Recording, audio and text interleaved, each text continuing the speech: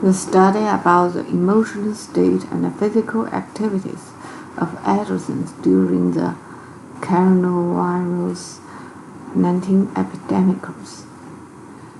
Coronavirus disease 2019 had outbreaks since December 2019. By the end of September 30th this year, more than 33.78 million cases has been confirmed, and about 1 million people have died all around the world. The spread of the epidemic, covalent access to information, and unknown feature of the virus have aggregated public panic and anxiety to suffer. Previous studies show that adolescents who is exposed in major disaster is more sensitive to suffer from psychotic illness than their peers, including anxiety and depression, which may in turn lead to the more serious consequences. Therefore, better understand and effective intervention of the psychotic states of the adolescents in this special period can reduce the adverse impact on adolescents' education and social functions. This may avoid depression and anxiety disorder developing into adulthood. Regular and continued physical exercises can lead to positive mental health outcomes and provide a buffer against the illness. Previous studies show that even short-term exercises can elevate the adverse impact of the stressful event on emotions such as trauma, reduce acute and chronic stress, and improve overall mental health. During the coronavirus disease 19 epidemic, physical exercises of the adolescents decreased due to the fact of socialization. Furthermore, because the academic pressure, regular physical classes are often occupied by other cultural courses, which is deemed valuable for future education. In this study, we investigate the mental states and physical activities of the middle school students aged 15 to 17 during coronavirus disease 19 epidemic period, and analysis the relation between them. Through clarifying the emotional state of the teenager in this special period and the influence of the physical activity on them, it may be provide the basis for the education department to formulate relevant methods, objects.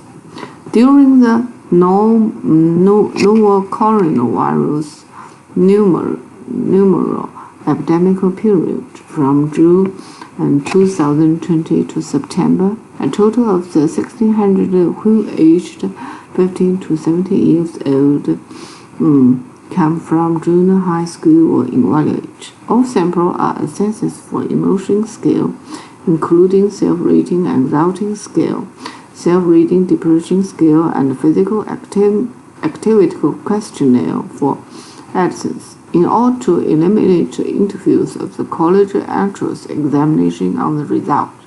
Students of the 18 years old were not included. Clinical assessment, physical exercise assessment.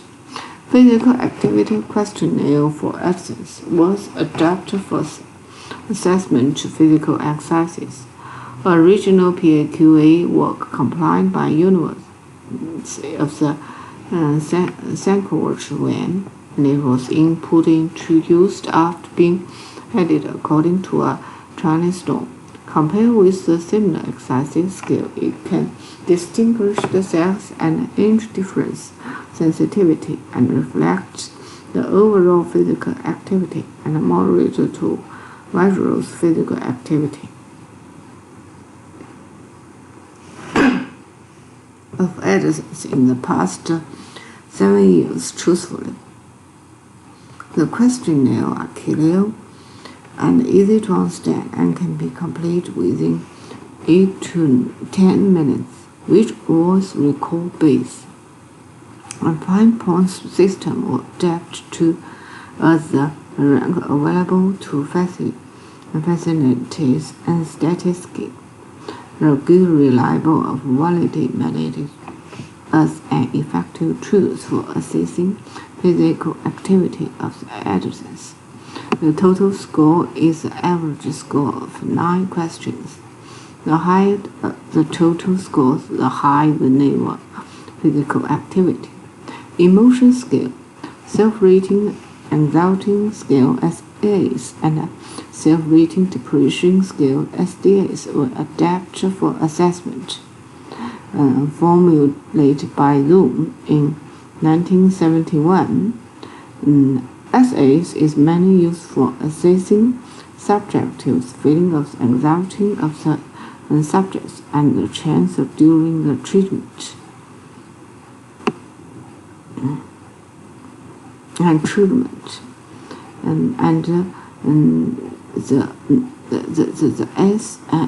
The self-rating depression scale, although consists of the 20 items with 4 level scores, is original from depression scale formula by W.K. Zhang in 1965.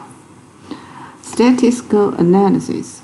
SPS 21 statistically soft cell were used for data processing. Measurement data were experienced as mean value and standard deviation. One way avenue was conduct person correlation analysis was used to test correlation between variables.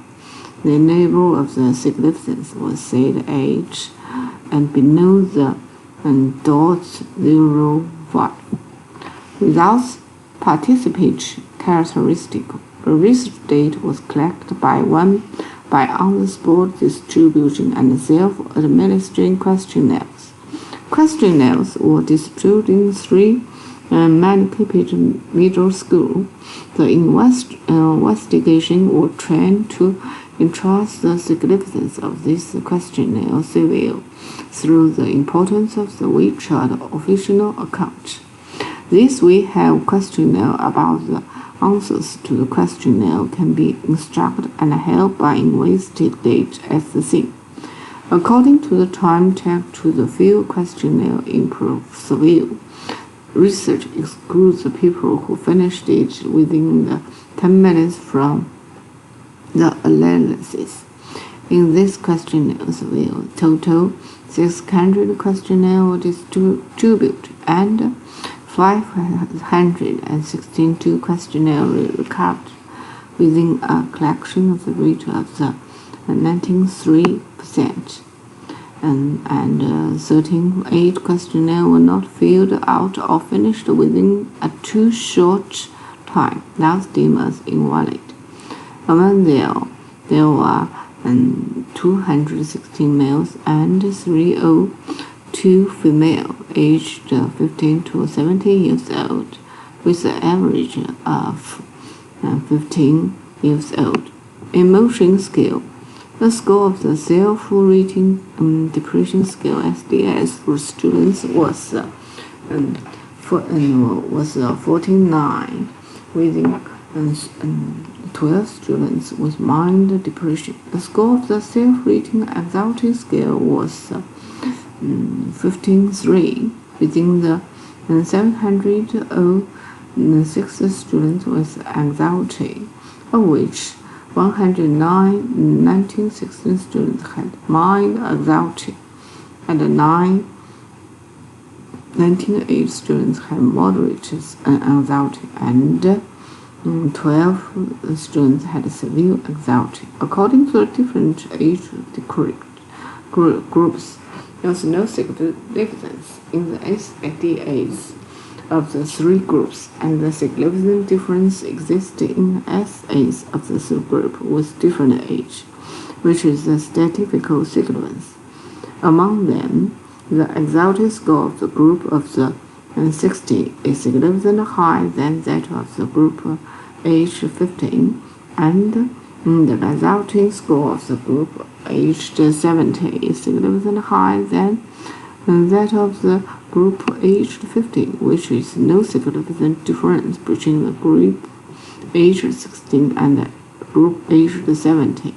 For details, see table 1. Table first. Physical exercises days at different age group, as shown by PAQA scores of students. The total for PA score was 3.24. Among the scores of the age factors, MVPA activities was 1.41. Physical education activities was 3.26, and the activity during the branch work was 1.72. After school activity was 3.62. Evening activity was 2.42.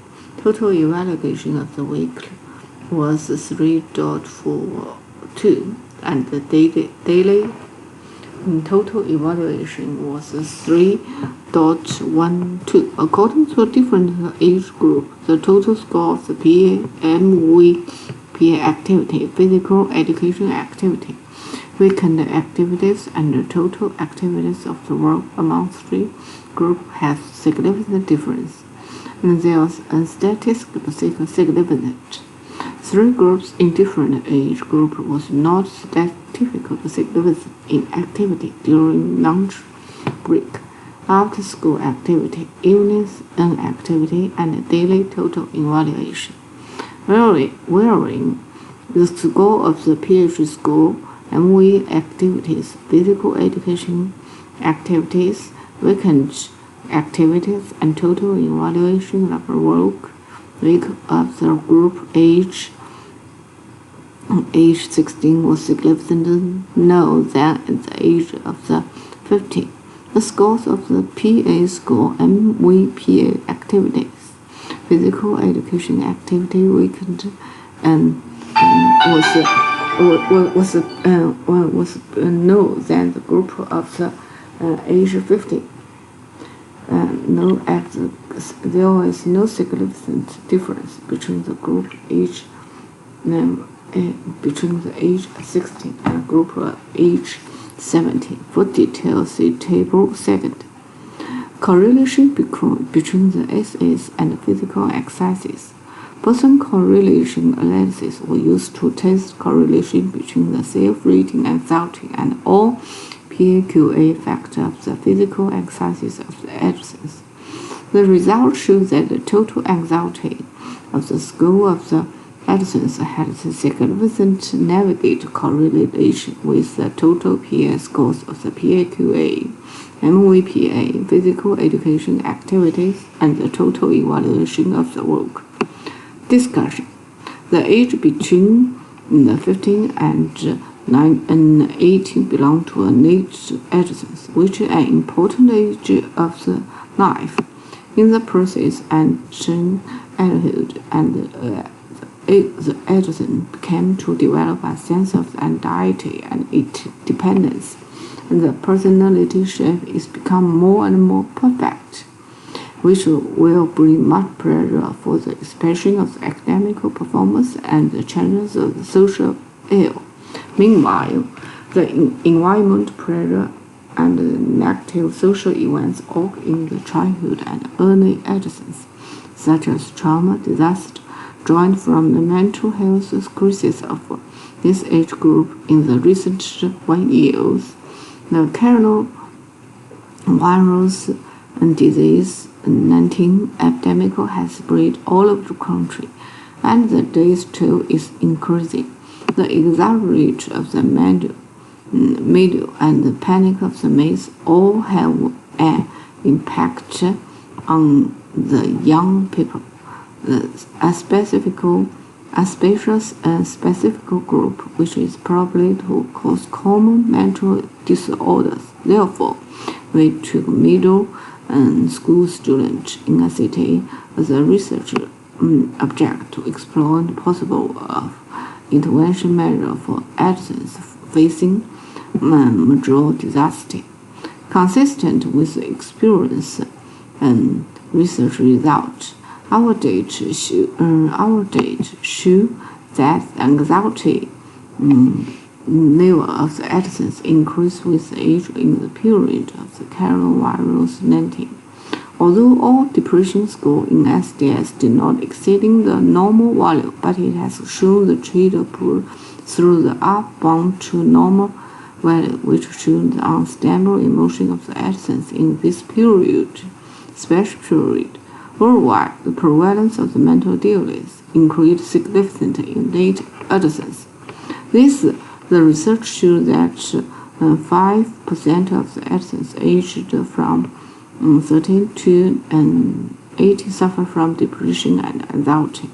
Persisting depression and anxiety association with serious complications such as poor academic performance and social adaptation, adult depression, and society. If the adolescents suffer from depression and anxiety in this stage, the incidence of the worse behavior problem and somnolence within 10 years after being educated is 2 or 3 times than those had no similar symptoms in the late adolescence. Our research investigates physical activities and adolescents of the age 15 to 18. The results showed with the age increase, the physical activity was decreasing and it was navigated correlated anxiety emotion. Therefore, due to the potential of the mental distress in the late adolescence, which may become basis of the early adult onset, regular physical exercises can protect emotional health and cognitive function. It is necessary to interview relevant laws and regulation and other support politicals to promote the continued and effective exercises in this group, which have more important public health significance.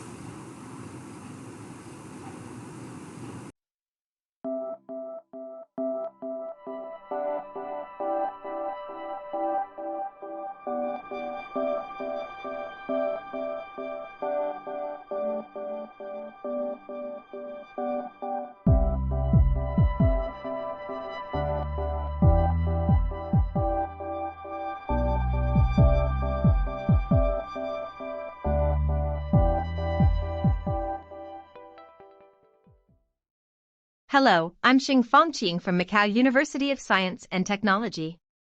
Today, I would like to share with you our team's recent research results, Cruise Tourism Prosperity Index based on principal component analysis. This paper proposes to establish a more robust and flexible framework to formulate the Cruise Tourism Prosperity Index, CTPI, which can predict the supply and demand of the cruise industry. However, the use of indicators and cycle selection solves this challenge by incorporating indicators into predictive models. In this paper, CTPI in China from 2010 to 2018 is constructed and evaluated by principal component analysis. Then future development is predicted. Finally, the Pedagogical results show consistency between projected results and actual developments. Introduction. The development of the Belt and Road Development Strategy has brought many opportunities to the development of the tourism industry, especially the cruise industry. Port cities have also seized this opportunity to promote port development and accelerate their integration into the 21st century maritime Silk Road.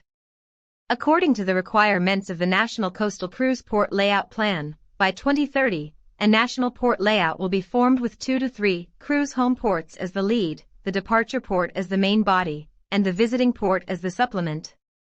In 2018, the global economic growth rate has been significantly improved, providing a good foundation for the development of the cruise industry, with nearly 26.9 million passengers taking cruises.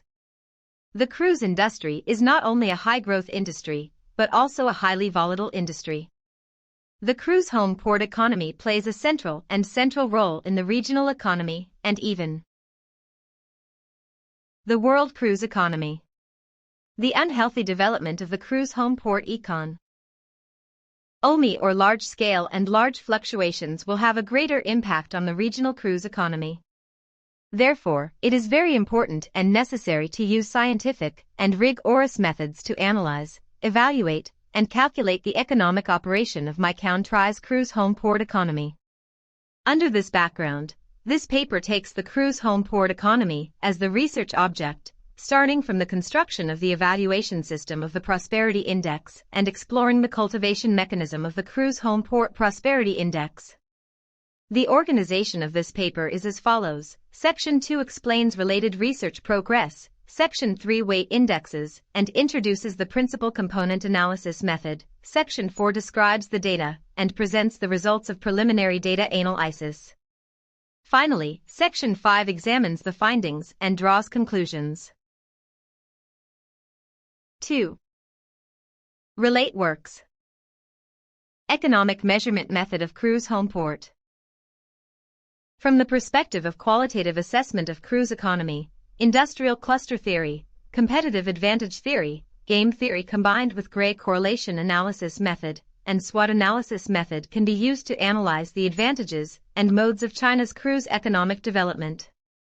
From the perspective of quantitative measurement of cruise economy, using neural network theory to study the degree of impact of cruise home ports and ports of call on regional economy, it is found that cruise tourism has a greater impact on the economy of home ports.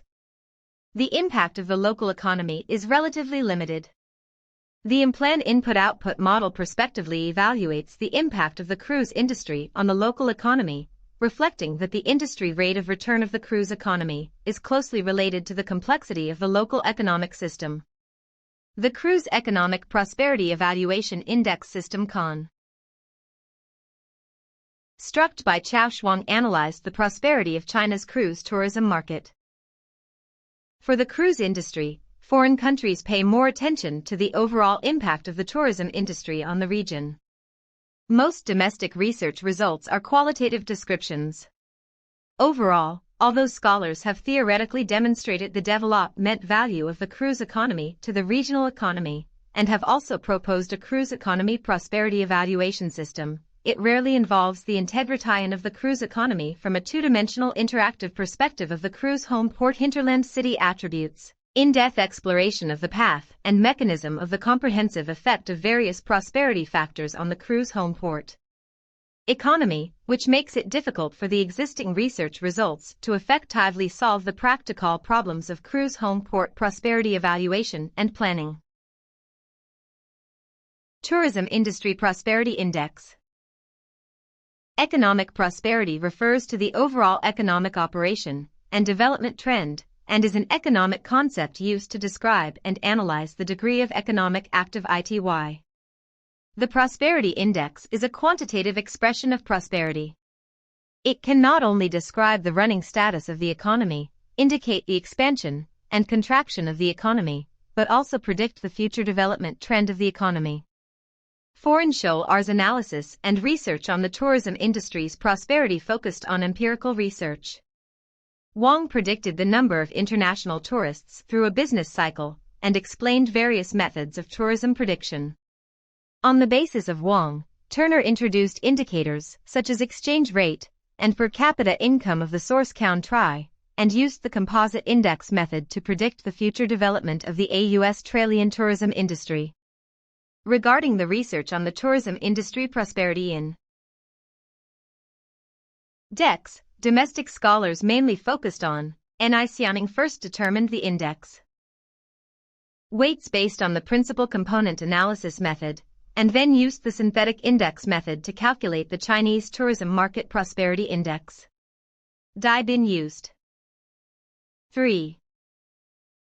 The coefficient of variation method to weight indicators, established a travel agency prosperity index system, and calculated the Chinese travel agency industry prosperity index.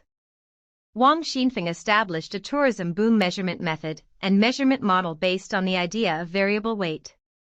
Tang Qingkai established a synthetic model for tourism measurement of heritage sites and conducted a comparative study of the 3 tourism heritage sites of Huangshan, Zhangji, and Qingda. According to relevant literature research on the tourism industry prosperity index at home and abroad, it can be seen that on the one hand, foreign research on the tourism industry prosperity index should take precedence over my country, and my country's research is based on the experience of foreign research.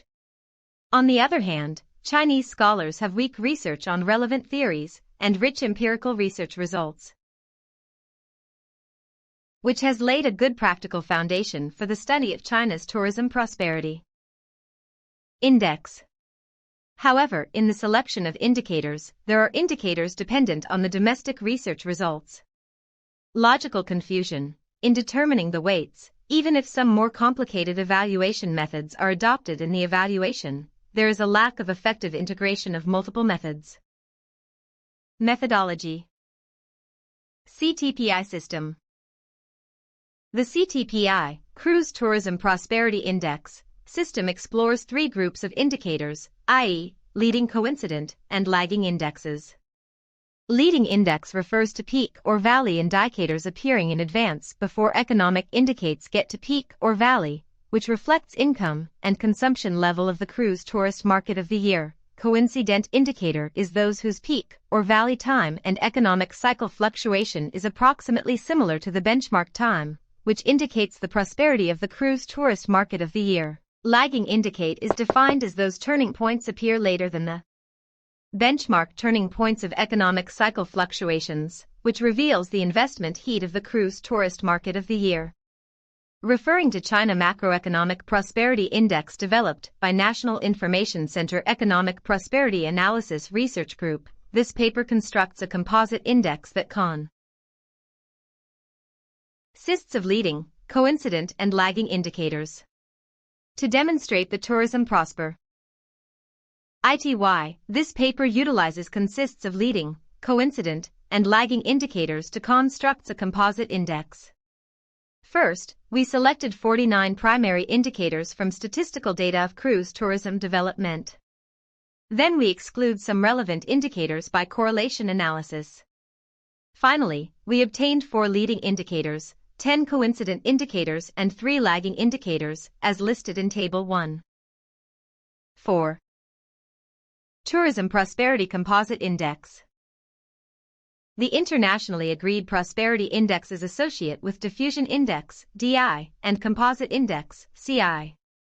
DI is a measure of the move in any of the business cycle indicators, showing how many of an indicator components are moving together with the overall indicator index. It lacks essential ability to describe the extent.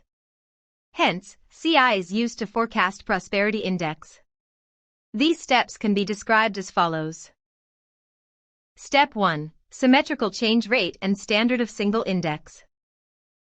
Calculating the formula of symmetrical change rate.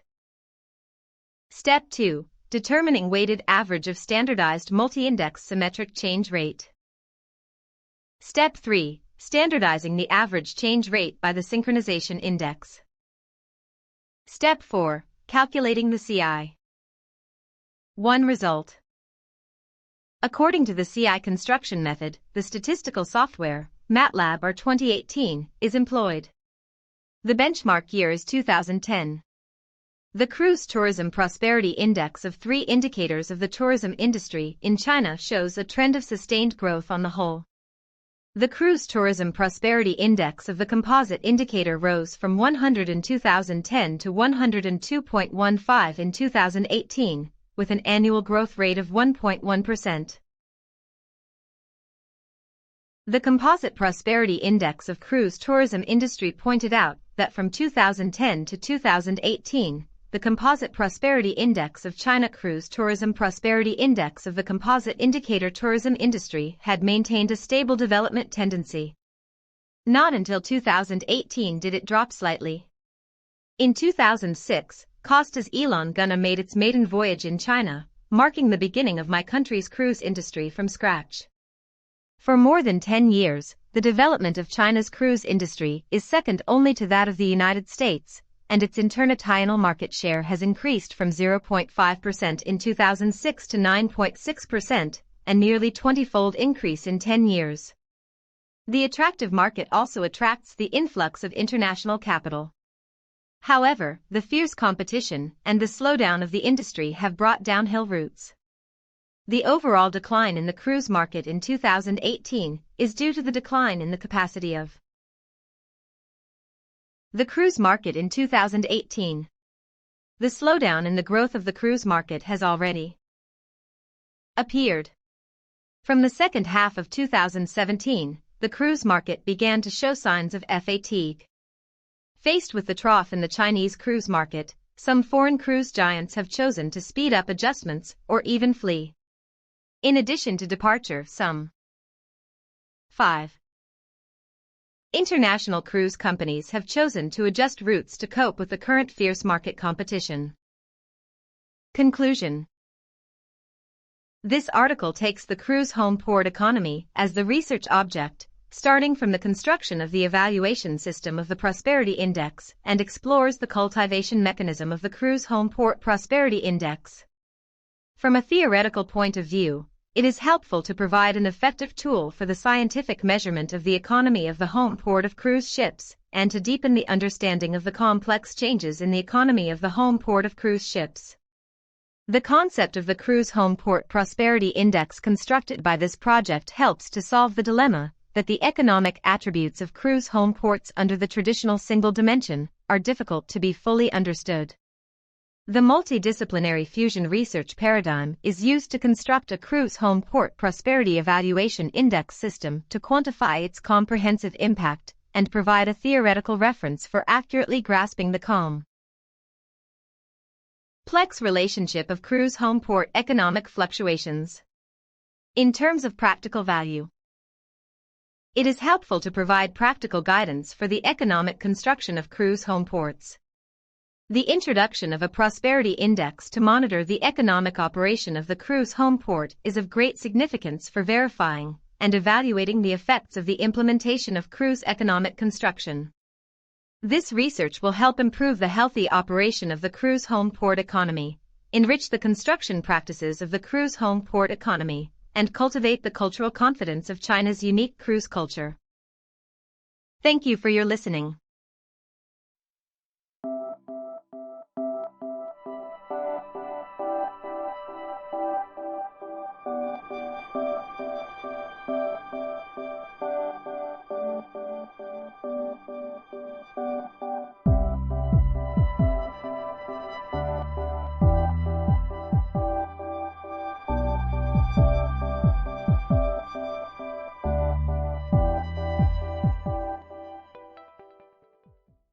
Hello, I'm Mayuli from Nanjing Institute of Tourism and Hospitality.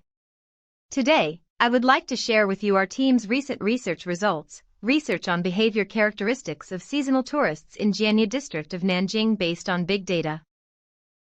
Festival tourism, as a combination of culture and tourism, has multiple economic, social and cultural benefits. It plays an important role in enriching people's cultural life, promoting local economic development, and establishing city image. Therefore, it has broad development prospects and research value. This paper collects data from 7 key festival activities in Jianye district of Nanjing, including Youth Olympic Art Lantern Festival, May Day Life Season, Summer of Music, Macau Lake Garden Opening, Xingqiao Music Festival, National Day activities, and Mid-Autumn Festival activities.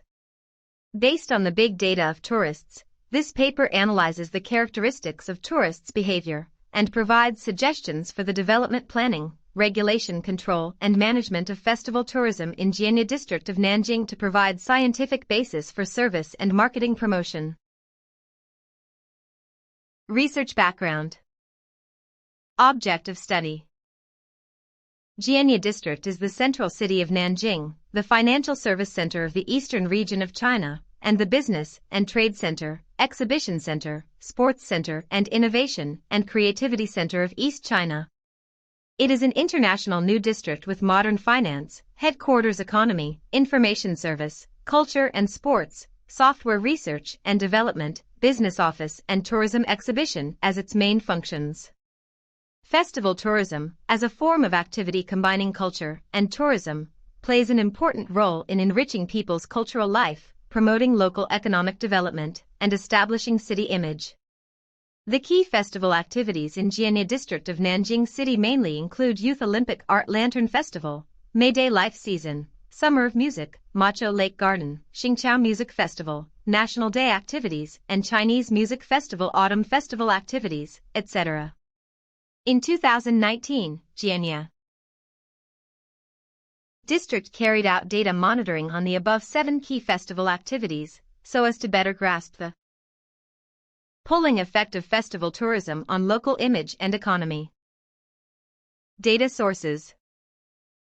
Based on the needs of global tourism development, Jianya District Culture and Tourism Bureau commissioned China Telecom Jiangsu Zhiguan Telecom Big Data Center to establish a smart tourism big data platform.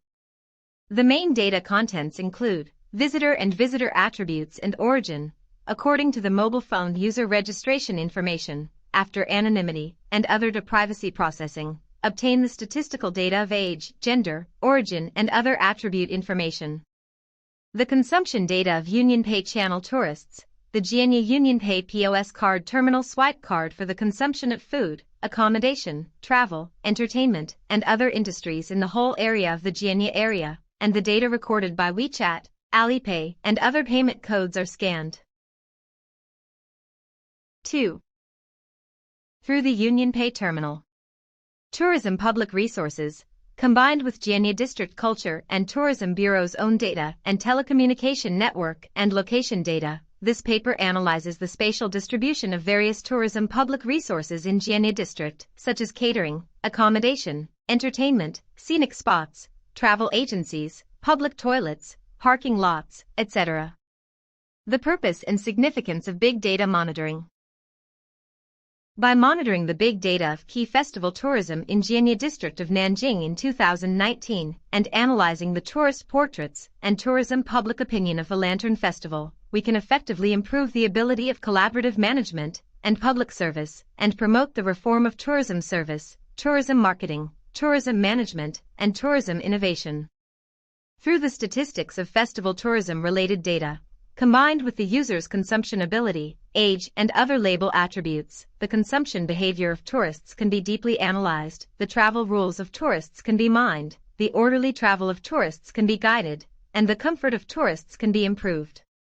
It is helpful for Jianya District government to carry out festival tourism planning, tourism market positioning and marketing, tourism market demand forecasting and monitoring, and big data is conducive to resource allocation in the era of global tourism.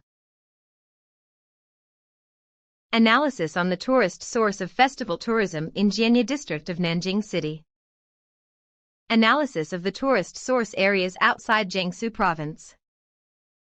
East China is the main source of tourists. Among the top 8 provinces in terms of passenger flow, Shanghai, Anhui, Zhejiang and Shandong rank among them. The passenger flow of 4 provinces accounts for about 50% of all kinds of festival activities, except the Mid-Autumn Festival. East China is the main source of tourists in our region. During the Mid-Autumn Festival, the tourist sources are scattered.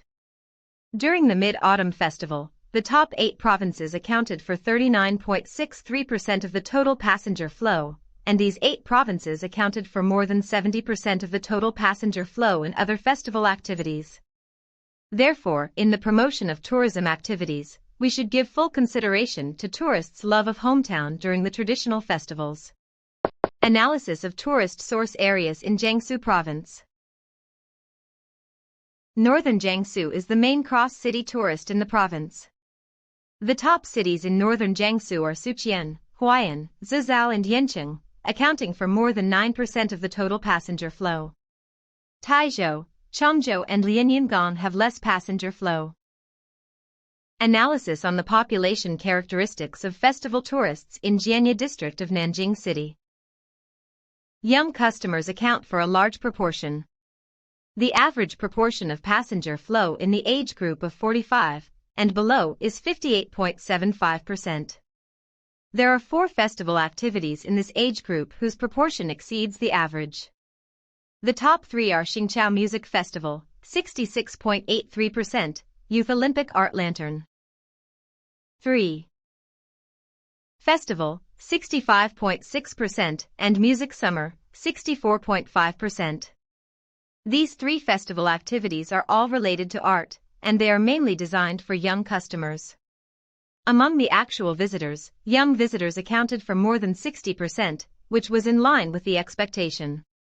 Among the traditional festivals, such as National Day and Mid-Autumn Festival, young tourists account for more than 50% of the total, but they are not attractive to young tourists. Women accounted for a large proportion of festival activities. In all festival activities, only during the Mid-Autumn Festival and the National Day, the passenger flow of men is more than that of women. It is opposite to the annual average sex ratio of visitors, 51.79% for males, 48.21% for females. Statistics show that women are more enthusiastic about fashion and arts festivals. Analysis on the consumption behavior of festival tourists in Jianye district of Nanjing City. The average daily visitors of Jianye district in the whole year is 146,800 person times, and there is a certain difference in the average daily visitors of Jianye district during the festival activities. During the Youth Olympic Art Lantern Festival, Jianye district has 191,100 visitors per day, ranking first. During the Mid-Autumn Festival, Jianye district has 12.62 visitors per day, ranking last. During the Xingqiao Music Festival and the Mid-Autumn Festival, Jianye district has less visitors per day than the average of the whole year. Festival activities have a certain pulling effect on regional consumption. The average daily consumption of the whole region is 54.5401 million yuan, and the corresponding daily average value during festival activities is 55.5234 million yuan. The pulling effect is particularly obvious in Xingqiao Music Festival, 63.1213 million yuan per day, National Day, 57.2653 million yuan per day, and Music Summer, 56.2597 million yuan per day. Summary. Festival activities significantly promote the passenger flow and consumption. During the Youth Olympic Art Lantern Festival, the daily average number of visitors was 191,100, an increase of 30.16% over the annual average number of visitors. During the National Day, the daily average number of visitors was 162,000, an increase of 10.34%. During the opening of Macau Lake, the daily average number of visitors was 159,900, an increase of 8.95%. During the May Day, the daily average number of visitors was 150,100, an increase of 2.28%. During the Summer of Music, the daily average number of visitors was 148,600, an increase of 1.24%. The daily average consumption of the whole region is 54.5401 million yuan, and the corresponding daily average value during the festival activities is 55.5234 million yuan. The pulling effect is particularly obvious in Xingqiao Music Festival, daily average 63.1213 million yuan, increased by 15.74%. National Day, 57.2653 million yuan, increased by 5%, and Music Summer, 56.2597 million yuan, increased by 3.15%.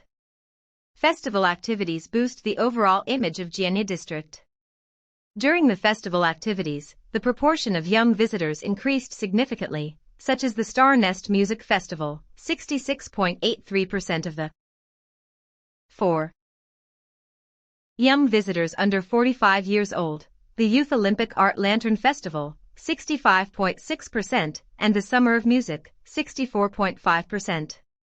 These festival activities want to convey the spirit of youth and vitality. In the process of holding the event, it successfully attracted a large number of young people, and the young customers accounted for more than 60%, which was in line with the expectation. This has played a positive role in promoting the transmission and expression of the youth and vitality image of science and technology Jianye, humanity Jianye, and vitality Jianye.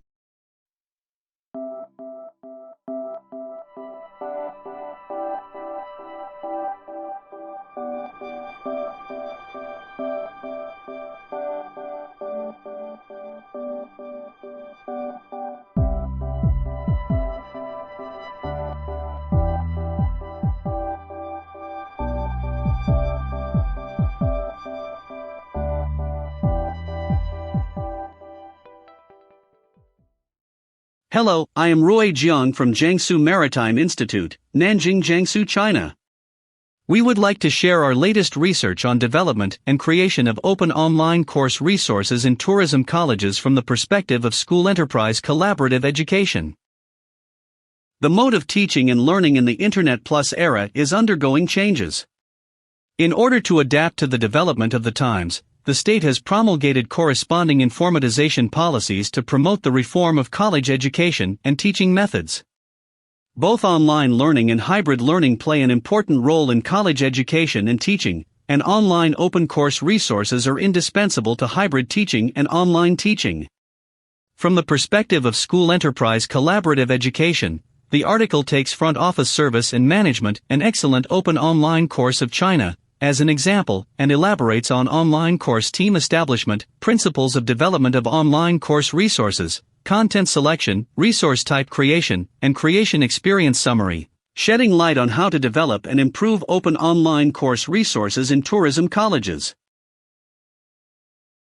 In June 2016, the Ministry of Education of the People's Republic of China issued the guiding opinions on deepening education and teaching reform in universities under the central government, requiring the colleges affiliated to the Ministry of Education to vigorously step up efforts to create open online courses, and provided funding and policy support. In 2017, accreditation of the first group of excellent open online courses of China was commenced and 490 excellent open online courses of China were officially launched. 1-2. In the Internet Plus education environment, teaching has become inseparable from the Internet, with online learning and mobile learning becoming important ways of learning. In recent years, through continuous reflection on online education, more and more experts and scholars at home and abroad believe that the hybrid learning model combining online learning and face-to-face learning will become inevitable in future education. Hybrid teaching can effectively make up for the advantages and disadvantages of traditional teaching and online teaching models in their full sense, and result in optimal allocation and integration of educational resources. Due to organic combination of the two models, building of new types of teacher-student relationship and deepening of the concept of multi-method interactive learning have become important trends. However, high-quality online course resources are a basic condition for hybrid teaching. Establishment of an online course team. The creation of an online course should be undertaken by school teachers with support from teachers from the enterprise. There should be members who understand the course and those who are proficient in Internet technology. At the same time, the student team can also play a role, helping the teachers organize, upload and supplement resources. The online course leader needs to determine 3 to 5 core members from the school as the main teachers of the course, and the number of teachers from the enterprise can be increased according to the needs of the course content. If the development period granted by the superior is relatively short, in order to ensure the quality of the course team can be expanded. The course leader needs to know the professional expertise of existing professional teachers and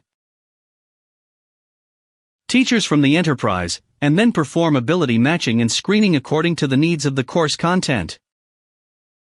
Development and creation of online course resources. Basic principles. Student-centered. The course team needs to design and develop online course resources from the perspective of students, including the determination of teaching goals, the design of teaching content, the organization of teaching activities, and the formation of teaching evaluations. Teaching should be carried out in line with how students think. Alignment of the course with professional standards. The course team needs to adhere to the concept of school enterprise collaborative education, align the course with professional standards, cause the course to embody the 4 new and integrate industrial culture into the course. The content of online courses should fully reflect the work development requirements of professional positions in enterprises, cover the new knowledge, new technologies, new processes, and new methods in the industry and enterprises in a timely manner, and introduce the work specifications and standards of well-known international and domestic enterprises so as to broaden students' professional vision, enable students to learn knowledge and improve abilities in school which meet the requirements of frontline technical work for production and management work, and fully reflect the characteristics of the times. Problem-oriented. The design of the teaching content and teaching activities in the course should be if possible, guided by the actual problems encountered at work in the enterprises. Through problems which are increasingly difficult, the students are guided to learn and think and try to figure out how to solve real problems facing the enterprises. In this way, the learner's interest in learning is simulated. Task-driven knowledge is applied by completing the actual work tasks of the enterprise, and the corresponding learning tasks are created according to the work tasks of the enterprise, and become increasingly difficult as the students learn more complicated knowledge. In the process of completing different levels of tasks, students can not only solve problems, but also gain satisfaction and self-confidence from learning, therefore, their interest in learning is further stimulated. Selection of course content. Front office service and management is a professional core course that combines theory and practice. It teaches both theoretical knowledge and useful practices. The types of resources are also rich and diverse. Following the 4 principles of course resource design, the course team and the hotel front office staff select the online course content by taking into account the characteristics of the course, the student's academic performance, and the typical tasks of each position in the front office. Front-end analysis of the course. The course team needs to clarify the course's positioning, understand its status and role in the talent training program, clarify the teaching objectives of the course, and set specific quality objectives, knowledge objectives, and ability objectives of the course. At the same time, it is also necessary to analyze the online course's main target audience. Generally, online courses have a wide audience. Therefore, the content design of the course should take into account the learning needs of learners at different levels.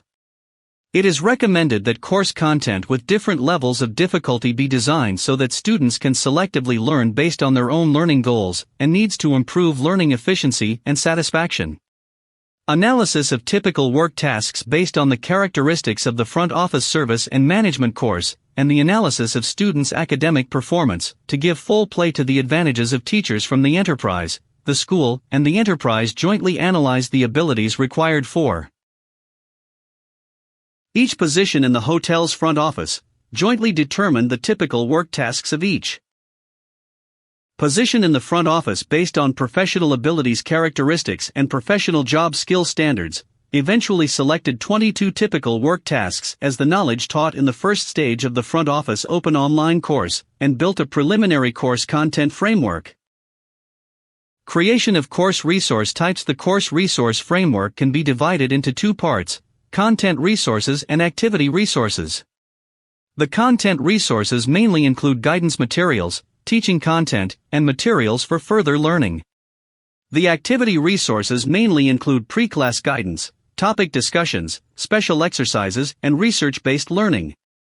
According to the course content, and in light of the design modules of the online teaching platform, the school and the enterprise have designed the following resource framework for the online course front office service and management. Design of content resources. Guidance materials. Guidance materials mainly include 2 parts: basic information on the course and common problems, so that students can know the basic information on the course, and how to solve the problems encountered in the learning process.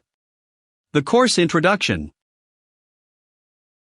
includes course name, start time, class schedule, course overview, teaching objectives, course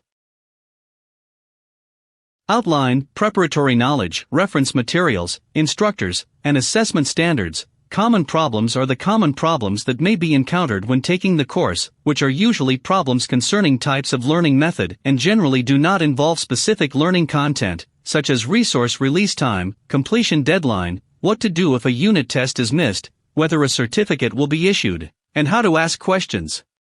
Generally, the questions and answers are shown in the course introduction page. Teaching content. Teaching resources provided around the knowledge that needs to be mastered in the class, such as teaching videos, teaching courseware, teaching pictures, lectures given by enterprise experts, display of student works and test question databases. Materials for further learning, content which is related to the content taught in the class and intended to expand the knowledge so as to meet the needs of different types of learners. Mainly including reading materials, online materials, business cases, professional English, and supporting textbooks. Design of activity resources. Pre-class guidance mainly aims to enable students to know the content of the course to be studied and the requirements and prepare for study in advance. A course announcement can be made. For the online course on front office, a welcome letter and the teaching plan for this semester are released before the start of the course, and learners receive learning guidance, reminders, etc. during the learning process. We can also provide a pre-class guide at the beginning of each unit to let students know the main knowledge to be learned in the project and clarify the learning tasks, important and difficult knowledge, do's and don'ts, learning suggestions, recommended reference materials, etc. Discussion. Adhere to the concept of school enterprise collaborative education. The teaching goal of the front office course is to enable students to master the knowledge and skills required by various positions in the front office of a hotel and be competent for all tasks in the front office of a hotel. Therefore, the active involvement of enterprises can make the courses more standardized and professional. In the creation of the resources of the excellent open online course of China Front Office Service and Management, the course team has always adhered to the concept of school enterprise collaborative education, which is mainly reflected in the joint front-end analysis of the course, the selection of course content, and the designated course syllabus. The school and the enterprise have jointly developed video resources for the course. Course theories are mainly taught by the school teachers, and skill operation videos are mainly completed by the front office staff of the enterprise. The school and the enterprise have jointly developed more advanced course-related resources, such as case database and teaching materials. Create three-dimensional supporting resources. To create a good online course, we must do a good job in creating supporting resources for the course, so that the content-based resources for the course can be hierarchical, and the activity resources can be interactive and challenging. In addition to basic course materials accumulated over the years, the front office online course is also equipped with teaching cases and key textbooks jointly compiled by the school and the enterprise. At the same time, there are high-quality courses and bilingual courses. In addition, according to the results of a questionnaire survey conducted by the course team, the most popular new form of media for teaching among students is WeChat official accounts, followed by all kinds of mobile phone apps, short video platforms, micro-lectures and communities, QQ groups. Therefore, in the future, the courses will be available on more new forms of media, bringing more diverse online and offline teaching resources for many learners. Enhance learner stickiness. The course leader should follow up with the production progress according to the online release schedule, especially the coordination of shooting of teachers from the enterprise. Teachers need to complete detailed teaching design before recording a course video, write a microcourse shooting script and create a PPT file. The shooting script contains the course shooting ideas and course content, and the script for each knowledge point needs to be revised many times. A knowledge lecture video is not a condensation of an actual classroom lesson, but must be refined and designed in a way that meets the learning and psychological characteristics of the students, so that it can be in-depth and vivid, and can stick to the students. 11. Enterprise personnel can be invited to participate directly in the teaching. Their explanation of real enterprise projects can bring the classroom and the enterprise closer. PPT files should be illustrated and be concisely worded. Create fragmented knowledge points. According to research, when using the internet in pockets of time to learn, most people pay attention to new content for no more than 15 minutes. Therefore, it is recommended that teachers control the duration of a knowledge point within 15 minutes, preferably 8 to 10 minutes. The average speech speed of general teachers is 200 Chinese characters/minute, thus, within 15 minutes, the number of Chinese characters in the speech should be controlled within 3,500 Chinese characters wherever possible. This requires us to split a completed knowledge system into several knowledge points, that is, fragmentation. Although the content of the course is divided into details, it is still a complete knowledge system after being integrated. Each video is short, and the content is the essence. Continuous update through school-enterprise collaboration. Generally, a MOOC requires about 600 minutes of videos, which need to be made gradually and cannot be completed at once. In the first stage, the main unit knowledge points of the course should be identified first, and then the school should discuss with the enterprise how to further optimize the course knowledge system. When it comes to online course resources, more isn't necessarily better. Instead, the resources must be necessary and sufficient. It is recommended that resources be used while being created rather than after completion. More expensive resources are not necessarily better, and the key is to be recognized by learners. Thanks for your listening.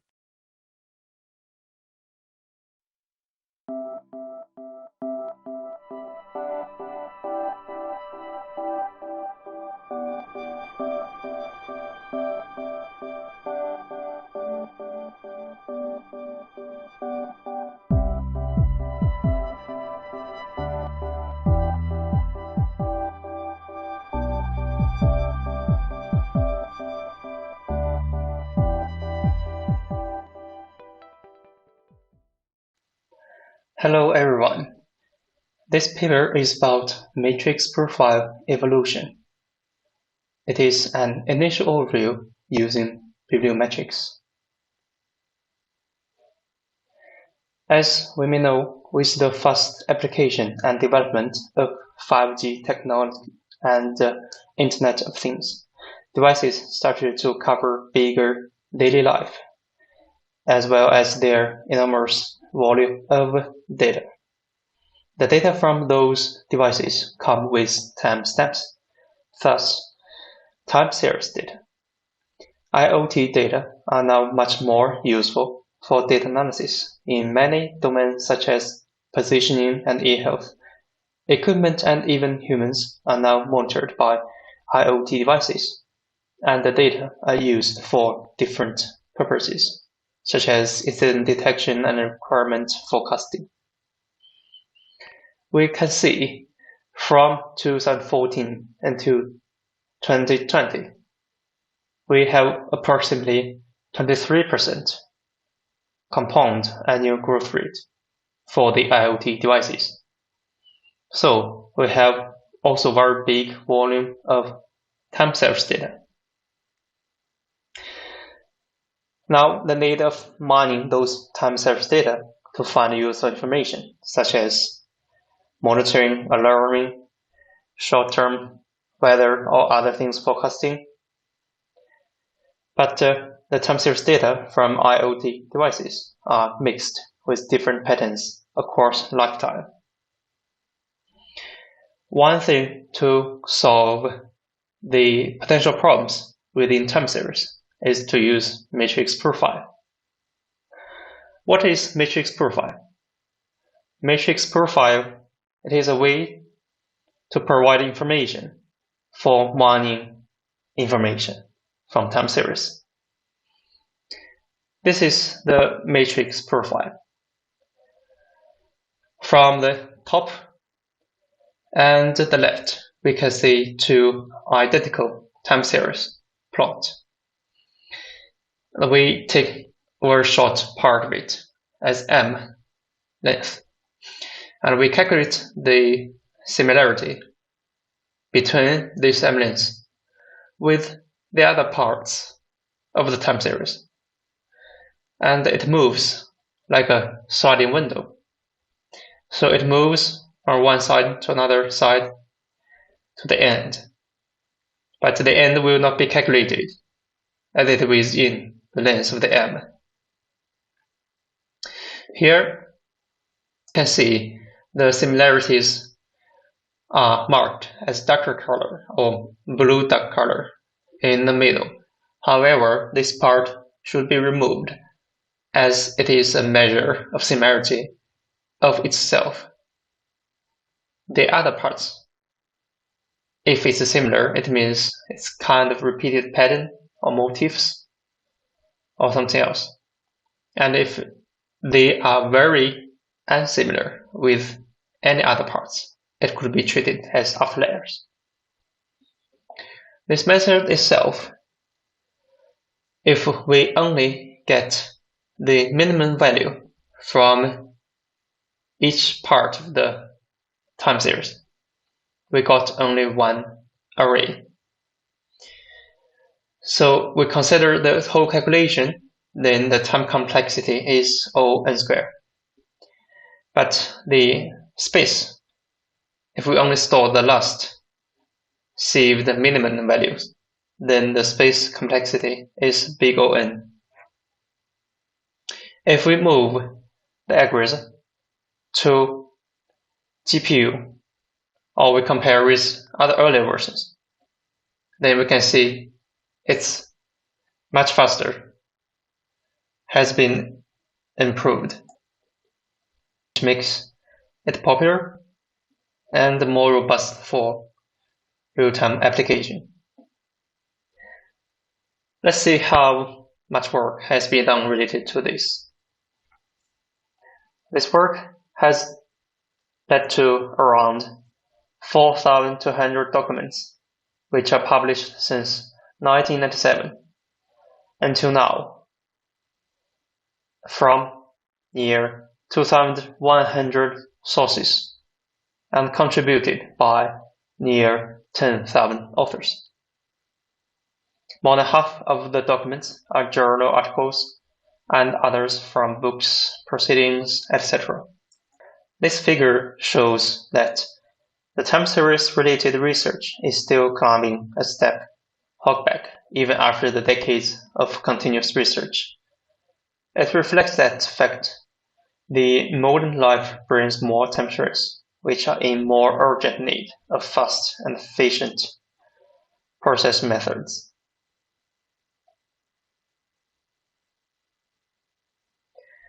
And here, this plot shows the sources which produce more in our databases according to Bradford's law. Bradford's law orders sources by publication numbers and then divides and groups sources from top to down, and each group has the same amount of publications.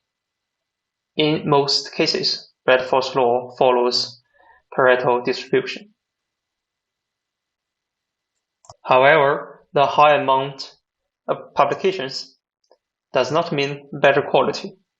If we compare with the list of sources ordered by impact, which is H-index as shown here, we can see that producing more papers does not mean the papers are in good quality to read. The most influential source is the Data Mining and Knowledge Discovery Journal, which publishes some key papers from Koch's team. In total, it publishes 76 papers in the collected database with about 1,800 citations. The second influencing source is the IEEE Transactions on Knowledge and Data Engineering Journal. Within our collected database, it publishes 4 papers with about 2,000 WS Web of Science citations.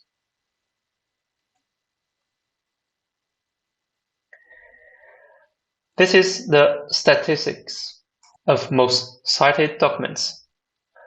According to most cited documents list, 4 out of the top 10 papers are from this research team of Koch. The second position paper is regarding a clustering of time series with about 800 citations in WOS WS. The fourth paper is about the SAX algorithm, a novel symbolic representation of time series, which has 600 citations. And the ninth paper is an online algorithm for segmenting time series with about 480 citations. The 10th paper is a survey and empirical demonstration which focuses on the need for time series data mining benchmarks with near 400 citations. The second one is about time series clustering, which means that this topic is more important than others. The other papers come from different affiliations. The top one is a survey from ACM about anomaly detection with more than 1,000 citations. The third is a review on time series data mining. The fifth and seventh are all reviews about trajectory data mining and urban computing from Microsoft. The sixth is a survey regarding vision-based gesture recognition. The eighth is a review of novel detection. Here is the statistics of references. From the statistics of references showing in those two figures, you can see that the top three papers from the team regarding similarity measurement and the fast search are influencing the latter papers most. The reason could be the fact that similarity measurement for time series data is always a hard question and suffers from many difficulties, especially the well-known curse of dimensionality.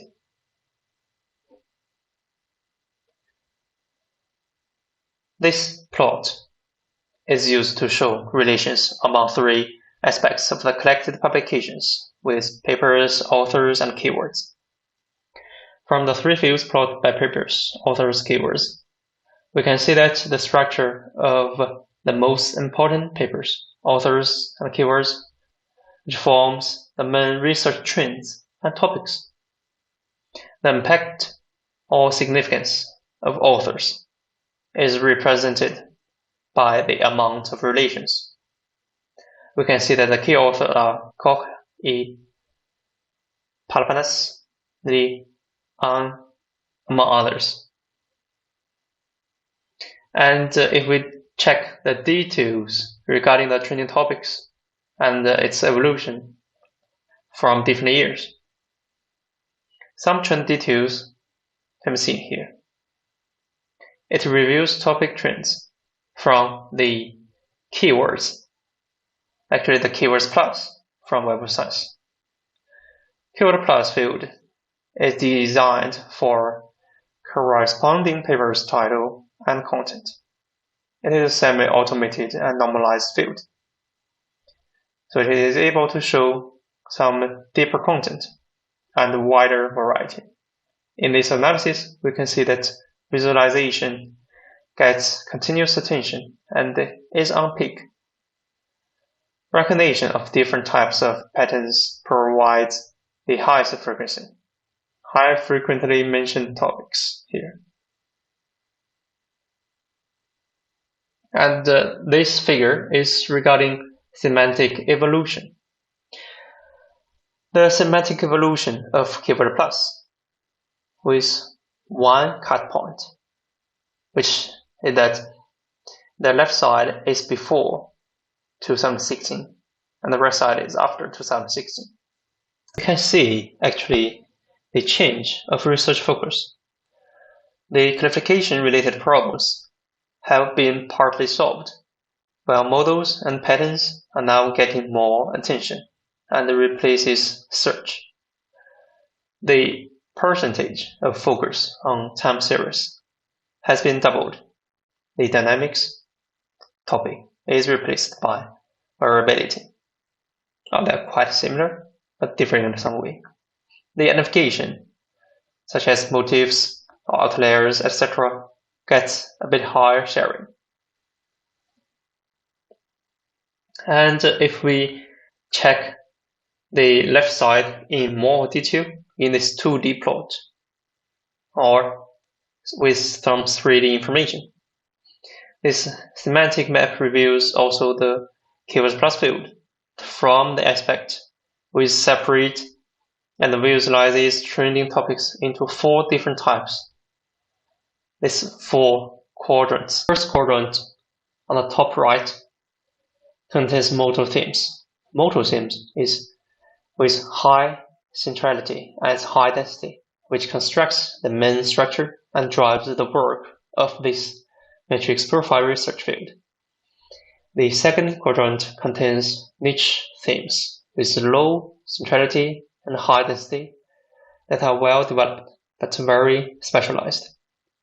The third quadrant contains peripheral themes, the low centrality, low density, that are either emerging or declining, and are often underdeveloped and marginal. The fourth quadrant contains basic themes with high centrality and low density, which are transversal and general. It can be seen that the upper right of the first quadrant, with motor themes, that presents topics made up time series, algorithms, systems, and the topics within the lower right, the fourth quadrant, with basic themes, is the classification of time series. Before 2016, dynamics was the one specialized research direction of the upper left quadrant. However, after 2016, great changes have taken places in the semantic map. Keywords and distribution have produced great changes. The upper right corner appeared variability and patterns. The upper left corner is composed of identification and pure extraction. The lower left corner contains algorithms of time series, and the lower right area mainly consists of classification models. Indicating the development of different models for classification is still an important task, though it is sliding to the third quadrant.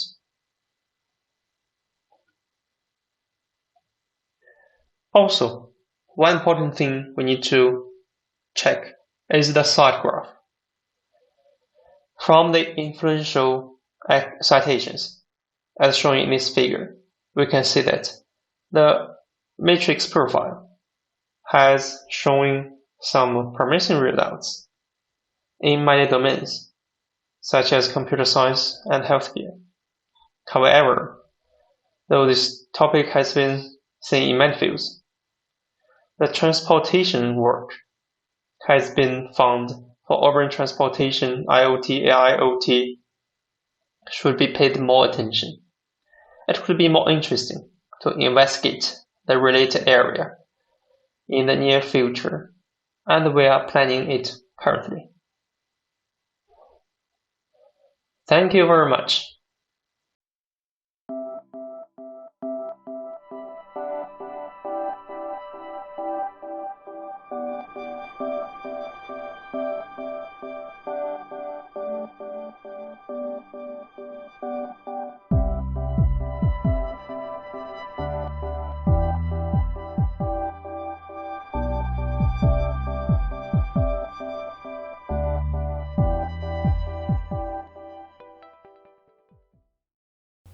Hello, my name is Matthias Wölfel, and today I will present our work with the title Towards the Automatic Generation of Pedagogical Conversational Agents from Lecture Slides.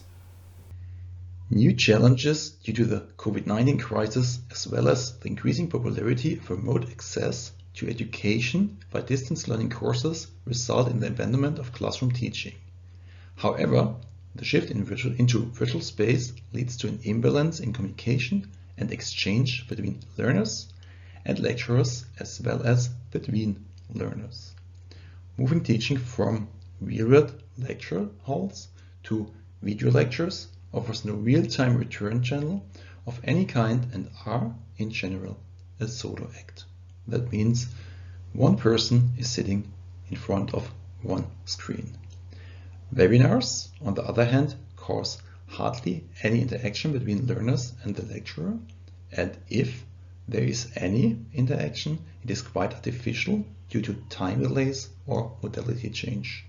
For instance, the lecturer is speaking, but the learners write their questions into the chat. Learning platforms are impersonal, like human-like communication, and offer mostly close-ended questions. For instance, multiple choice or rank orders. Novel progress in conversational interfaces could provide conversational tutors who could overcome the drawbacks of video lectures, webinars, and learning platforms by providing a more natural form of communication. However, many approaches to virtual teaching fail because it creates additional work for the instructors who are already limited in their time. And in particular, if it comes to the development of conversational tutors, they are very time-consuming in their development process and they require particular skills. In order to reduce the effort for the lecturer, it is required to automatically generate the content of the pedagogical conversational agent instead of hand-drafting the system. This can be done accordingly to already existing information. In most of the cases, lectures are accompanied by slides which closely resemble the pedagogical thoughts of the lecturer, as well as domain-specific and course-specific knowledge. And thus, they are a very good source to provide this kind of information. The conversational agent would need to consist of different components, data sources, and interfaces. This is shown here on the slide. We see on the left-hand side the data sources coming from PowerPoint, specialized literature, or large general text corpora. We would have a knowledge extraction engine, which could provide expert knowledge and common knowledge. Then we have the dialogue builder, which would be related to the learning management platform, where we could basically hand in the data sources and check if the dialogue is built correctly. We would also need a dialogue system, including text-to-speech and speech-to-text, to provide a natural text in and output, besides typing the text and reading the text. In addition, we need semantic similarity to judge if a given answer from the learner is correct. And we would need two interfaces, one for the lecturer, who would interact with the learning management platform, and the learner who would use a web-based interface or a voice interface to communicate with the dialogue system. Building a dialogue requires knowledge on how to design a conversational user interface and in-domain knowledge, while the former has to be woven into the system by applying generic pedagogical speech patterns. In-domain knowledge needs to be provided from external data sources. The extraction of relevant information and its underlying semantic meaning from a given source are by far the largest challenges in the semi-automatic generation of a dialogue structure, as it is an unsolved problem by today's technology to automatically convert an unstructured text into a meaningful dialogue structure. We decided to use both structured data using slide templates designed particularly to provide a parsable semantic structure, and large amounts of unstructured data. In contrast to second-hand sources such as textbooks written by others, the lecture slides reflect exactly the outline and structure of the course, its content and its lingua. Another advantage of lecture slides over textbooks is their stringent organization in a particular format, which is quite similar to one another. The structure information given in regular slides, however, are not sufficient to find good mappings between specific text passages and the given ontology to generate useful dialogues. To support the parsing process, we prepared PowerPoint slides to represent the definition ontology. Annotations include, for instance, chapter, topic, subtopic, keywords, abbreviation, definition, example, idea, goal, quote, attention, equation, image, index and slide number, and can be easily extended. In order to make the application easy to use for lecturers, we developed semantically annotated presentation slide templates, which predefine didactically adequate learning paths for the lecturers through their set of slides, which gets reflected in the dialogue structure.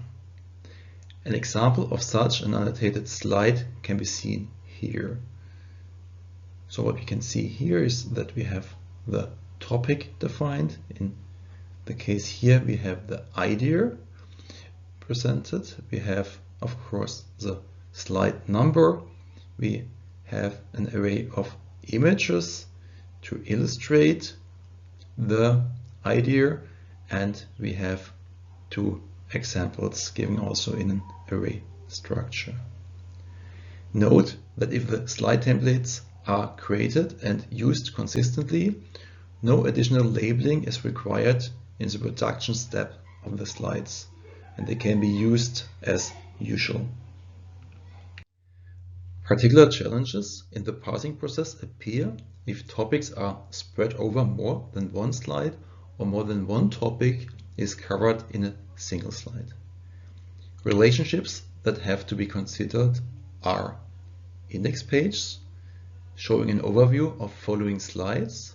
They can be useful to structure subtopics, but they do not contain content itself. Combining continuous slides. That means important topics may cover several continuous slides who might share the same title. Content coming from these slides should be considered as the same item in the content structure. Redundancy.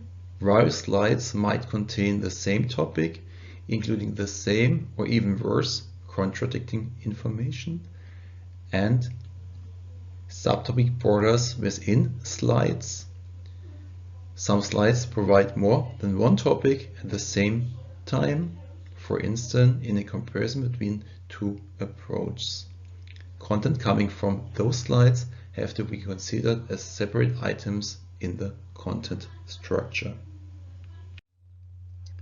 To generate a useful dialog structure from the extracted data, it is required to define transformation rules for each specific data type.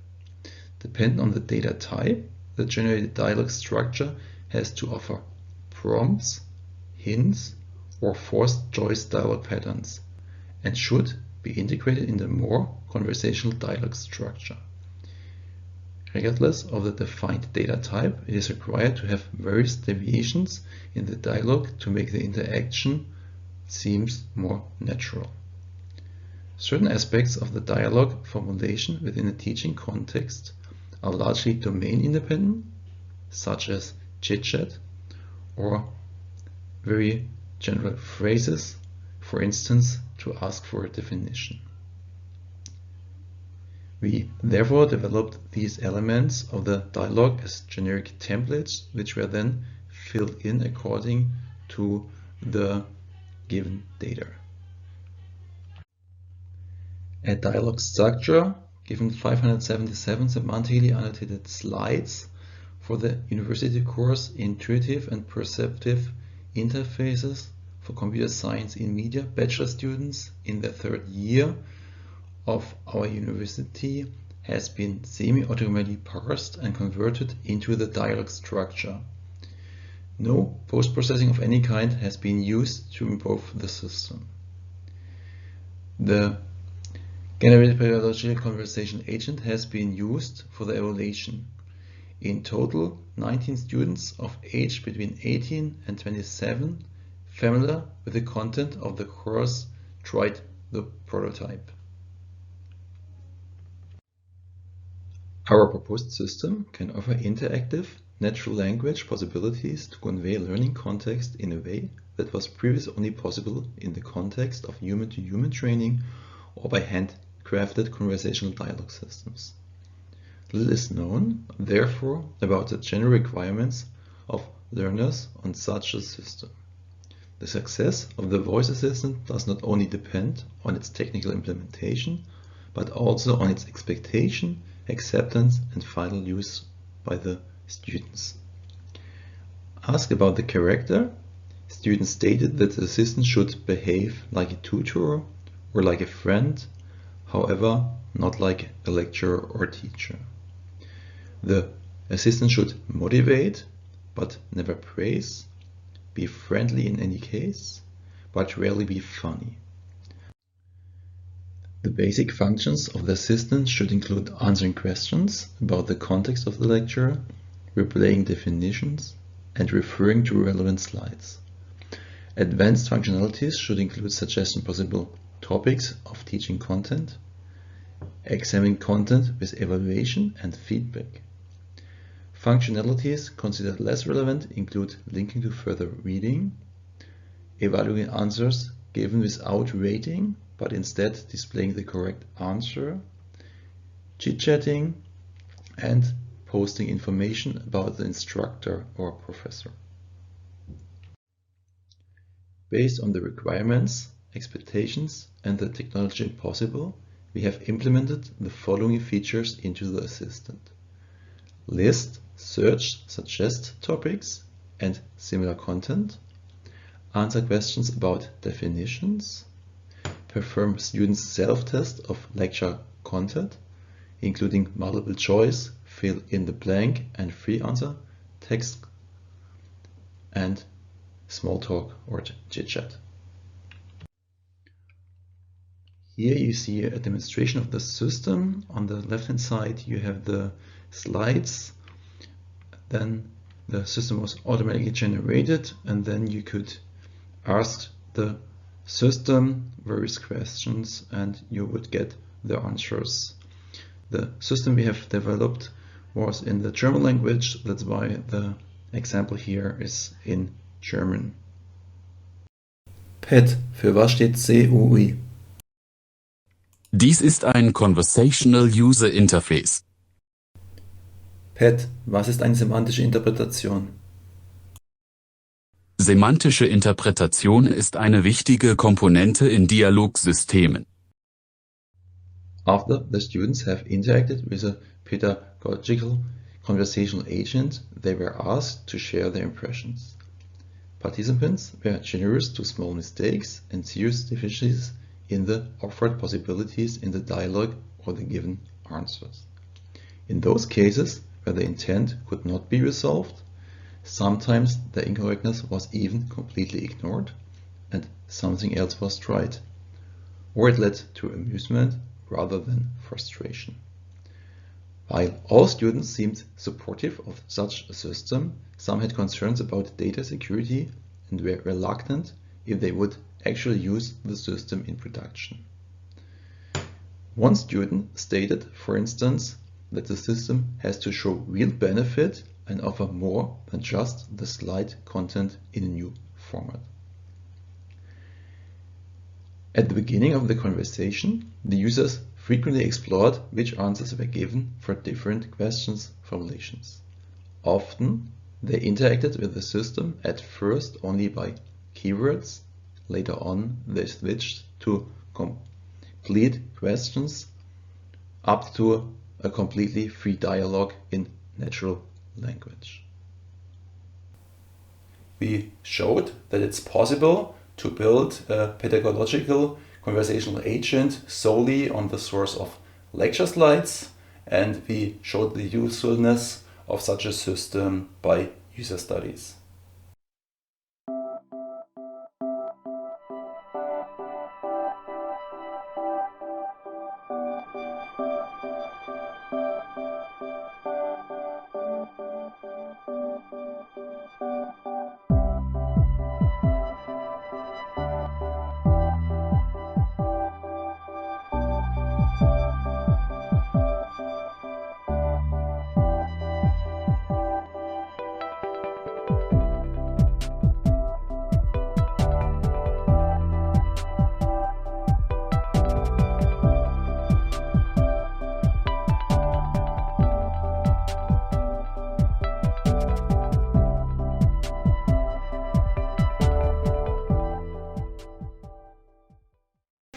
research on brain image segmentation based on FCM algorithm optimization, 苏州广济 Hospital 新累称 Contents Basic Situation Introduction Research Background Research Content Algorithm Introduction Summary As of the end of 2018, the number of permanent residents was 10.7 million, of which the population of household registration was 7 million, and the floating population was 3.8 million. 10 counties under its jurisdiction, 36 streets, 53 towns. Guangji Hospital of Suzhou City is a Class A hospital in Jiangsu Province. Guangji Hospital of Suzhou City is a hospital with a history of more than 90 years, and it is also the only Class A hospital in Suzhou. It has developed well in recent years. In addition to the diagnosis and the treatment of mental disorders, it has also undertaken a large number of mental health services, including mental illness prevention, intervention, rehabilitation, publication and education. At the same time, as the main technical support unit, the hospital has undertaken the National Severe Mental Illness Prevention and Treatment Suzhou Assistance Hotline and the construction of a national model mental illness community, rehabilitation stations, and the establishment of a national demonstration area for comprehensive management of mental health. As the pace of social life has increased significantly, the pressure on all aspects has increased sharply, and the intrication of people's diet has also brought a great burden to the body. The subsequent brain diseases often cause disability and death, with an increasing trend every year. Brain diseases have increasingly become a threat to human health, and many countries have begun to pay attention to brain science research. According to incomplete statistics, about 20% of the world's total population are suffering from chronic mental illness. Some common brain diseases in our lives, such as Alzheimer's disease and Parkinson's disease, autism, depression, and so on, belonging to this category of diseases. Research background. Computer-aided diagnosis is a product of the combination of medical diagnosis and artificial intelligence. There are many explorations and applications in the field of computer-aided disease diagnosis, which can significantly improve the diagnosis of diseases. Effectiveness. The diagnosis of brain diseases is mainly performed by observing brain images to extract and judge features based on experience. Doctors need to view a large number of pictures for analysis. This not only greatly increases the workload of clinicians, but also due to the different experience and the technical level of doctors, it is easy to cause misdiagnosis or misdiagnosis.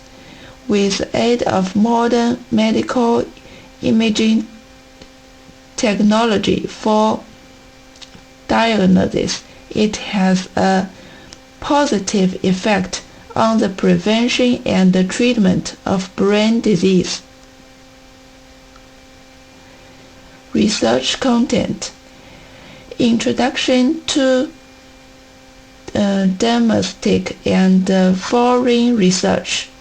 Since the brain science project was proposed in the 1990s, with the advancement of diagnostic technology and molecular biology technology, humans have had a breakthrough understanding of this complex and mysterious origin of the brain. At present, many research units at home and abroad focus on intelligent diagnosis of brain imaging. Introduction to the image processing process. For medical imaging of the brain, only from the supervision perspective, only the imaging of the brain tissue can be seen. The detailed information inside the tissue is difficult to find through direct observation with the naked eye. At this time, it is necessary to perform brain imaging. The theories of processing and analysis, and the general steps related to it are as follows. First, image pre-processing. 2. Segmentation of the region of interest in the image. 3. Perform feature extraction on the acquired area. 4. Import the features into the relevant classifier to complete the classification and recognition of the target area. 5. Analyze the image according to the result.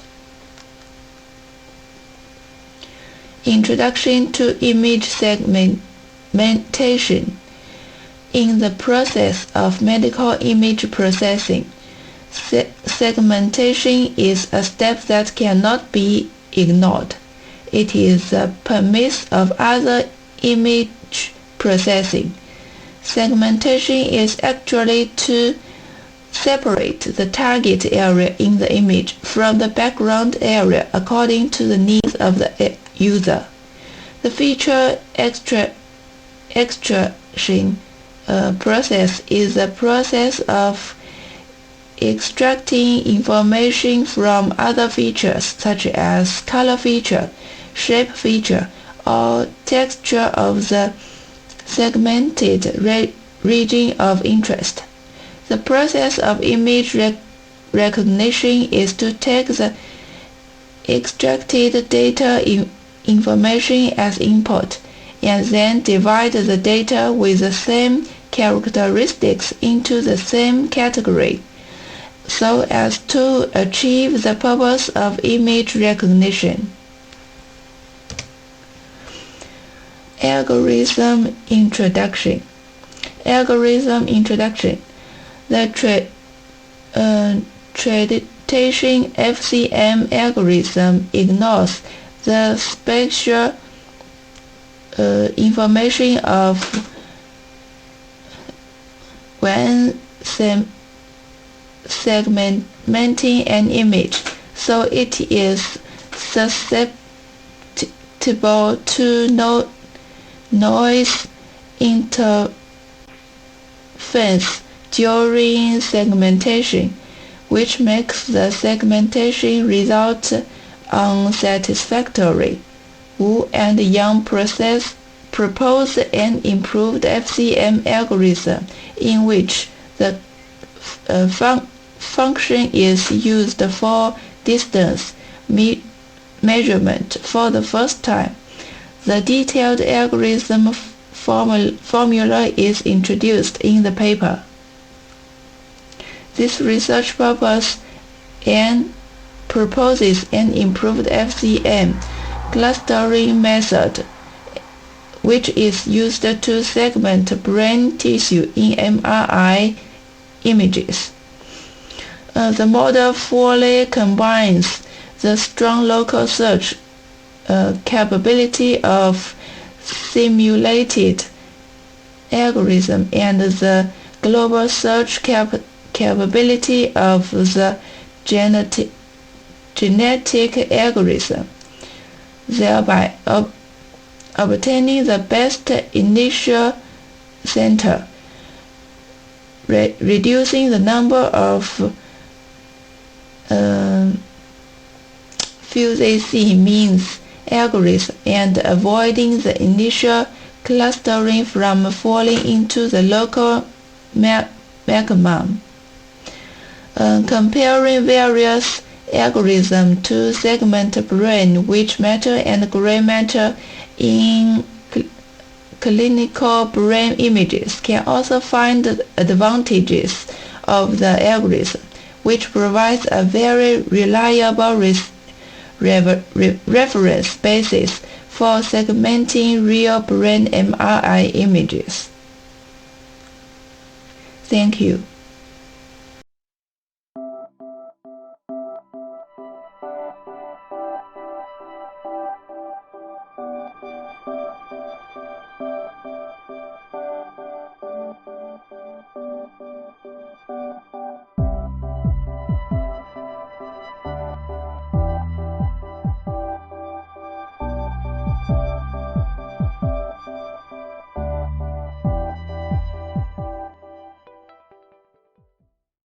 Research on constructing regional telemedicine imaging diagnosis center based on Serix technology.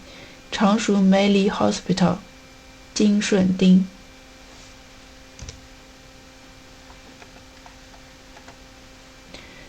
Introduction. Research status. Current situation analysis and research purpose. Technical architecture. Function introduction. Summary. Introduction. Medical informationization is an important direction of my country's medical reform, and it is a key step to promote the vertical integration of medical care and form a medical consultism. A regional medical information sharing is the overall trend of medical development. Establish information integration between the radiology department of the community health center and the imaging department of the secondary hospital in the medical union. Research status. The image storage and transmission system is an important part of hospital information, which mainly solves related problems such as the digital acquisition of medical images, the high-quality storage of image files, and the unified management of text materials. In order to solve the problems of difficult and expensive medical treatment for patients, and the construction of personal medical files, the sharing of medical information, and the regionalization of medical treatment will be a major trend in the future. Realize information sharing between regions.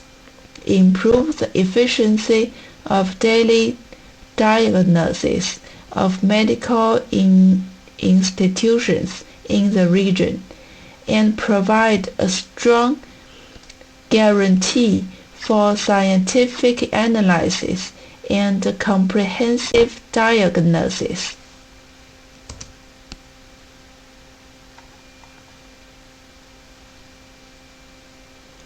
Through the establishment of regional PACs, patients can be examined at any medical institution in the region, and networked hospitals can share image information, apply for online consultation, analyze and discuss the condition, so as to further clarify the diagnosis and guide the determination of treatment plans.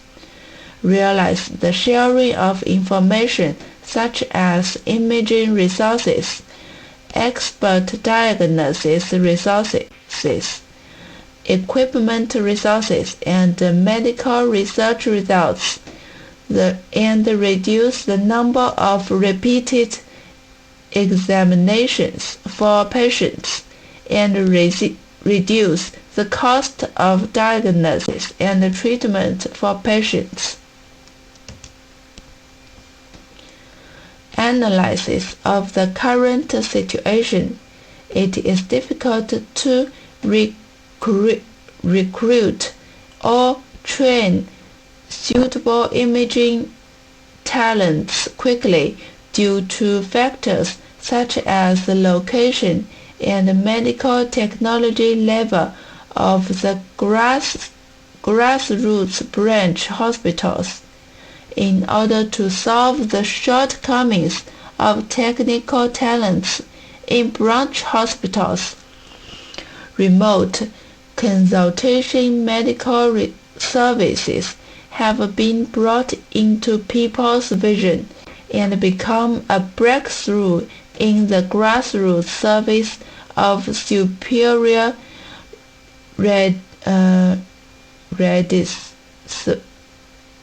redisciplined talents. Research purposes. Solve the problem that clinical imaging information data cannot be effectively shared due to different system servers in multiple branches and community service stations in the region.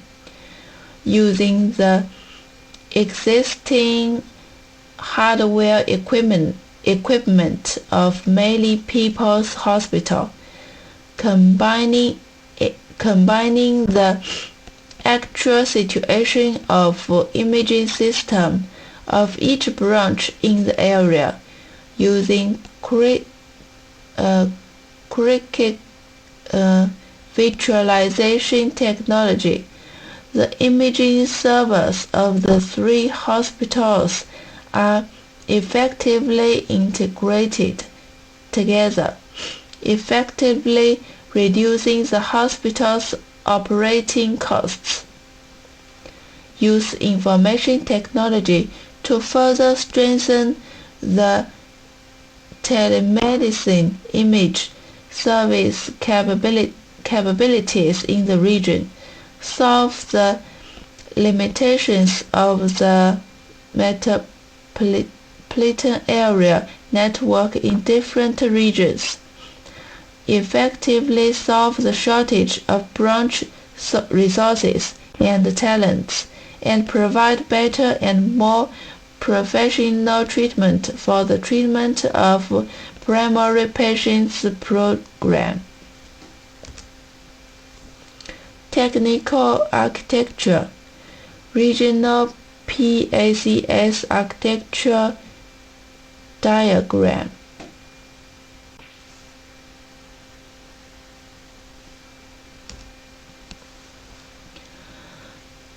Critics virtualization construction. Take advantage of the existing server resources of many people's hospital. Build critics-related servers and establish efficient link relationships and business relationships between the branches and run data through the health metropolitan area network to realize hospitals such as patients, departments, equipment, and hospital images. Unified management of operations.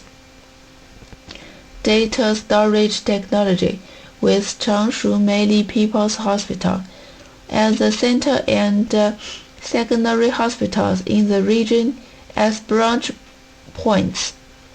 The clinical data sets of the two branch hospitals are effectively centralized through critics technology to establish a relatively unified data system.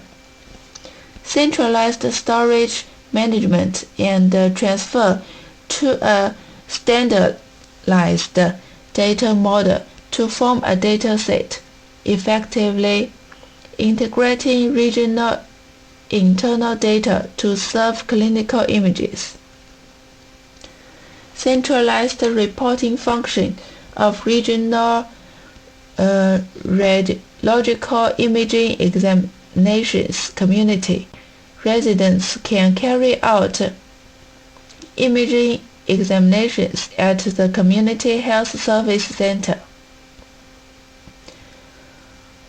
The service process. The regional PACS systems was established and the imaging diagnosis report work in the area was coordinated in the report and diagnosis workstations of the hospital, and the reports and images to the processed by the hospital and each community were displayed on the same interface. Remote appointment through the construction of the imaging center system, realizing the community's equipment appointment for the central hospital. The construction of a regional medical consortium for quality control and reading will realize centralized storage and centralized diagnosis of examination images in each community. The regional PACS project of the whole region electronic film process gives full pay to the advantages of the digital the centralized storage of image information. Summary.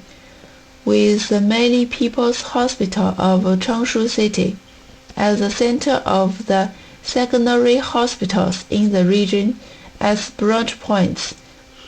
The clinical data sets of the two branches are effectively centralized through critics technology, and a relatively unified data system is established to centrally store, manage, and transfer.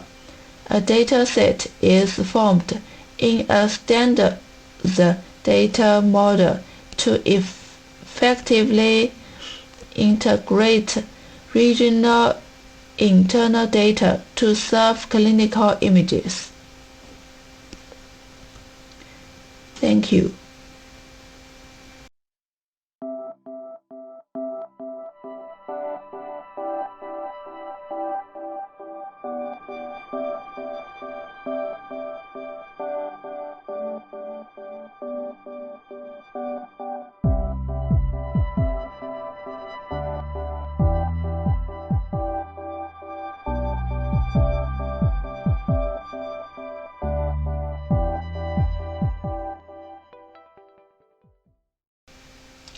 Research on multi-agency data fusion mode under regional medical integration. Changshu No. 2 People's Hospital, Yixing. Introduction, Research Status, Research Purpose, Architecture Design, Key Technology, Summary. Introduction. In order to carry forward the advantages of medical regional integration of the Second People's Hospital of Changshu City, fully tap and play the value of data, integrate the clinical data accumulated for many years into the clinical data center, and plan to carry out a number of community service centers and central health centers. The hospital's data resource integration realizes the sharing of data resources between the general hospital and the community hospitals. Research status. The ultimate goal of regional medical-oriented clinical data exchange is to solve the two problems of information integration and data standardization. In order to solve the various challenges faced by information system integration, promote the information sharing and coordination of medical information systems, and provide integration solutions between different subsystems and the North America Association for Radiological Medicine and the American Association for Medical and Health Information and Management Systems established Medical in 1988. Institutional integration. In China, there is still very little research and application of IHE, but it has gradually entered this field. IHE China was established in Shanghai in 2007. Research status.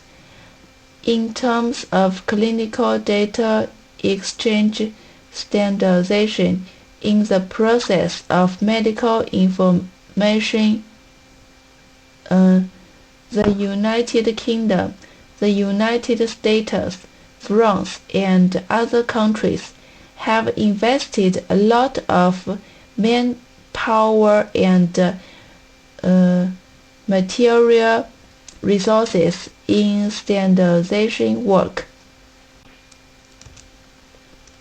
research purpose. Solve the problem that the clinical information data cannot be effectively shared due to the different hospital systems in the medical community. It can optimize the community of clinical data of the referred patients in the region and quickly view historical case data for efficiency. Quickly trace the patient's entire treatment process and disease development. Integrate the clinical basic data unit in the medical community to more efficiently and conveniently trace the patient's entire treatment process and disease changes in the future. Using the data center experience that has been initially established in the Second People's Hospital of Changshu City, combined with the actual situation of each hospital system in the medical community, using the sharing technology of multi-source data integration. They have accumulated a large number of years standardized storage and classification of clinical data and operating data are used to improve the quality and performance of medical care during the daily operation of the hospital, and to make full use of existing data to improve the level of diagnosis and treatment in the hospital. Use shared data technology to further strengthen the quality of operational indicators and data between hospitals in the medical community. Integrate data and provide a unified approach to provide a basic for decision making. Features of multi-institution data fusion model. Overall characteristics. Data characteristics. Function parameters. Architecture design. The overall system architecture is divided into 5 levels.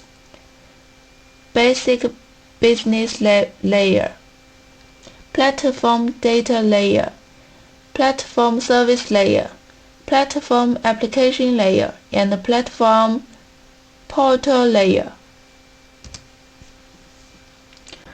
Architecture design. With the Second People's Hospital of Changshu City as the center of each in the region as the branch points, the clinical data sets of various hospitals are effectively centralized through ETL technology, and a relatively standard data system is established for centralized convention, cleaning, and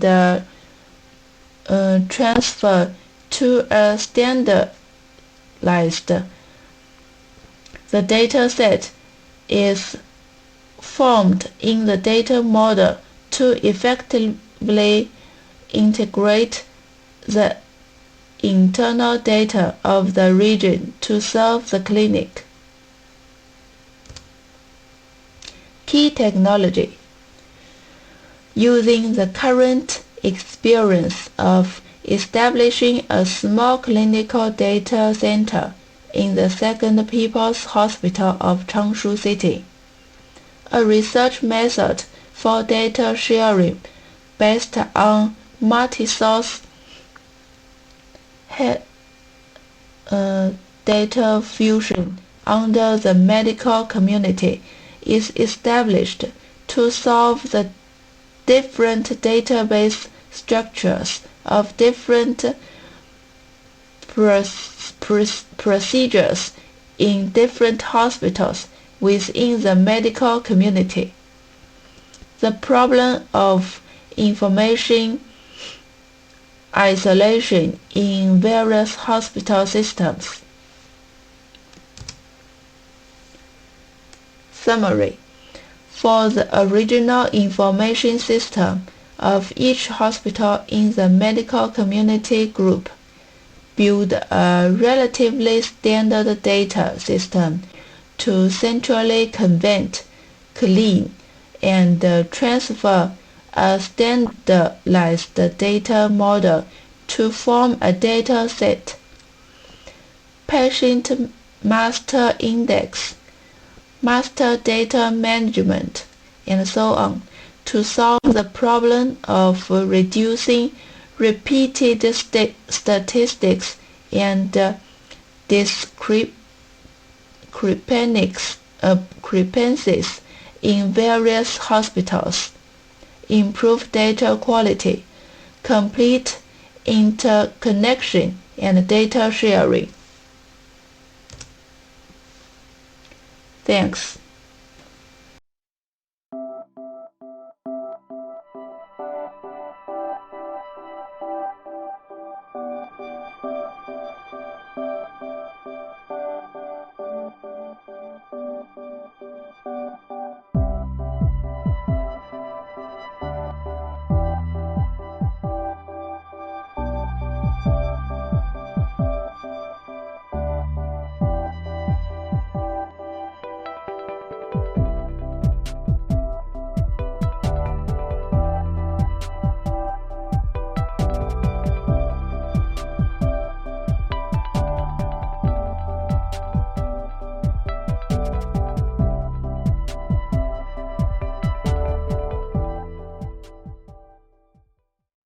The title of my paper is Influence Maximization Based on True Threshold in Social Networks. Thanks to my tutor Zhang and my tutor Liu for my help. So, let's look at the summary first. The connector is divided into the following 4 points. Introduction, threshold report model, proposed most, experiment and conclusion.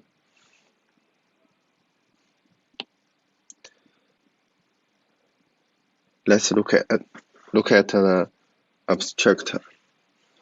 As in marketing based on online social networks develops fast, the influence maximization problem draws attention from both academics and industry. This problem focuses on which subset of users should be selected as seed users so that, based on the specific information diffusion model, the advertising campaigns can maximize word-of-mouth effect. Existing related work assume there is no cost to choose these seed users, or the cost is given in the problem setting, while in real situation it is crucial but difficult to elicit users' true attitude over being seeds. Moreover, we notice threshold as users provide information in the linear threshold model can represent individuals' preference. Thus, we proposed a new model in which users willing to be seized are asked to report their threshold information. The thread called TRE is designed to serve this model, especially the payment machine should make sure all users tell truth. Experiments on real social network data to verify the effectiveness of TRE. So let's look at the introduction. Due to the success of online social network websites in recent years, the trend of using social networks as a marketing tool grows rapidly and spans diverse areas. Based on word-of-mouth diffusion process, viral marketing has received considerable attention from both fields of research and industry. The idea behind viral marketing is using small marketing costs by targeting a set of most influential users in social network to make their aggregated influence reach a larger portion of the network.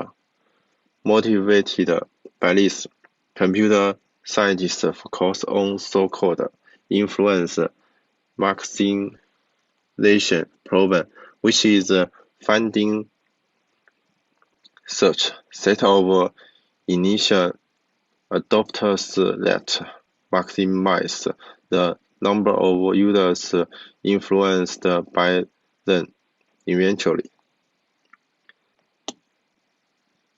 So the next, the influence maximization problems is modeled as a algorithmic problem.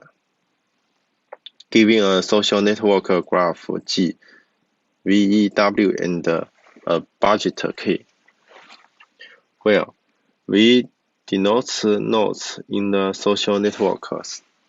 E is the set of directed edge representing the social relationship among nodes, and WV represents the influence weight of node U on V, and WUV between 0 and 1.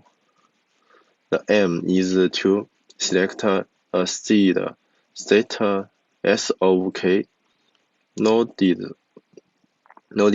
such that the total influence effect is maximized through projection.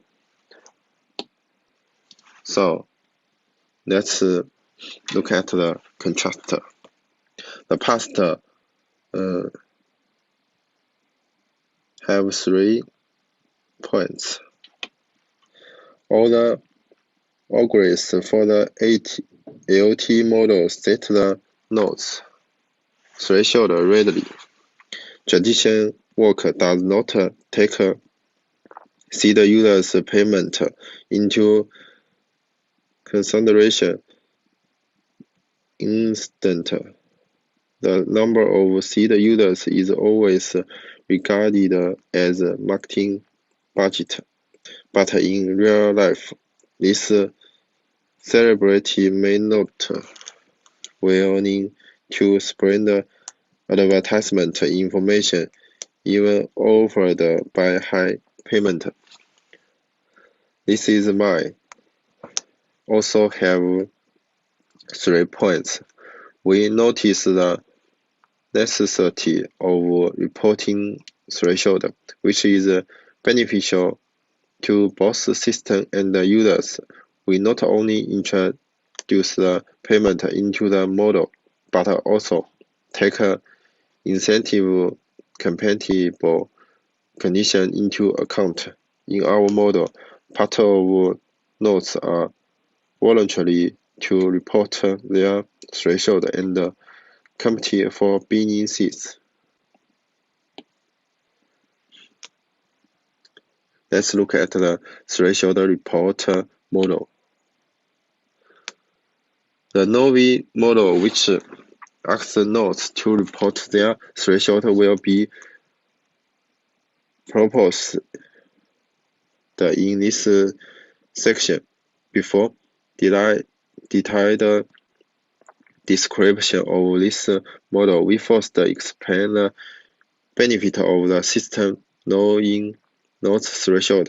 It is obvious in real situation. Threshold varies considerably from person to person on the same object. On the other hand, one person holds different threshold on variety themes. Moreover, even for the same person and object, the value of threshold also changes with time. Through this model takes threshold into consideration, this optimization problem is still the well-known MP-hard and max K cover problem. It can also be easily proved that its influence function is monotone and submodal. So, next, let's look at the proposed most. To solve this problem, we need two steps: how to select seed nodes and how to pay for these seeds. 1. Seed selection rules. We first focus on seed selection modes to solve influence maximization. The algorithm related to threshold called TRE is proposed. The two payment rules. A. The simple rule, one of widely used payment rules. We can the simple rule only kills the seeds. Marginal contribution. B. Mean payment. So, look at the figure 1. A simple, stylized social network. This picture has 5 points.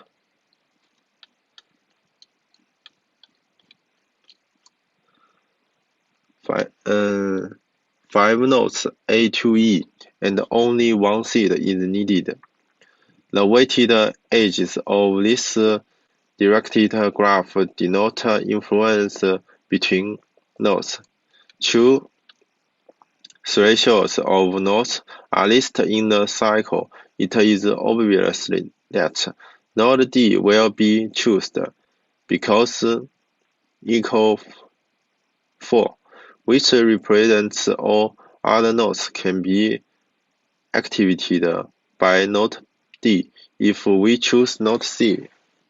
After 2 rounds, node B and A can be activated, thus equals 2. Node C increase its income, but this is definitely not the best choice for the system. The next, let's look at the experiment and the conclusion. After the introduction of the new algorithm, we are now interested in understanding its behavior in practice and comparing its performance with other modes. Experiment setup. Network, including network data, comparison algorithms, and threshold setting, and so on. Let's look at the full picture.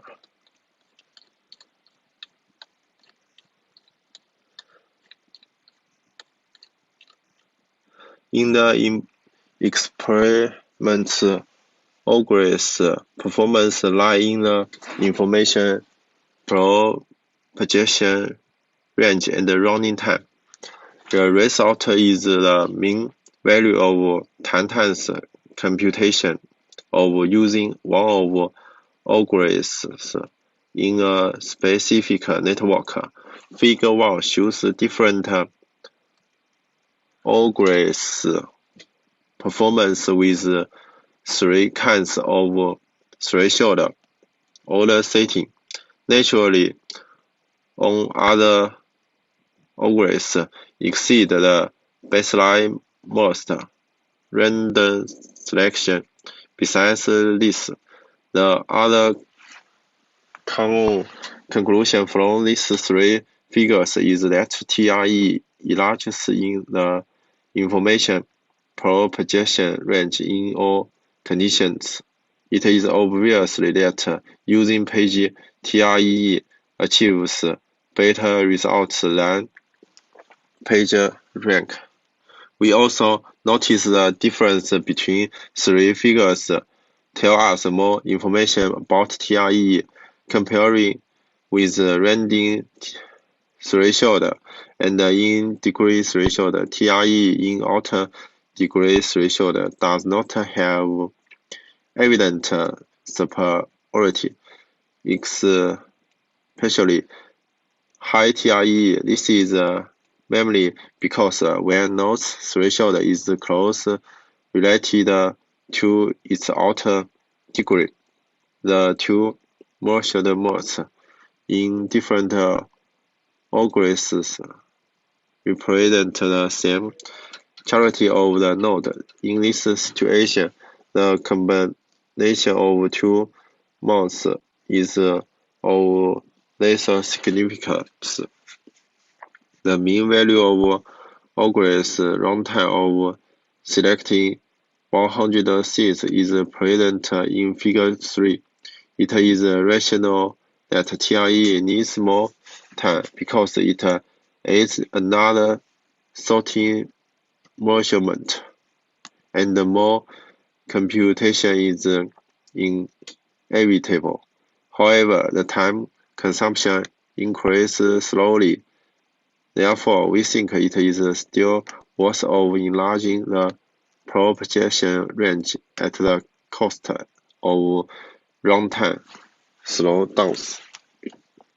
So, this is the result and analysis, and so on. So, finally, my conclusion is that in this paper, based on ALT model, we propose a new model in which users are voluntarily to report their provider information threshold to be marketing seeds. The most code TRE is designed to solve this model, influence maximization problem, and machine decide are involved in the whole process.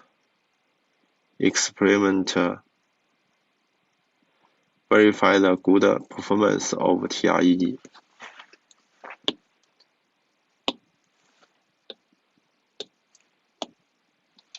Finally, thank you for listening.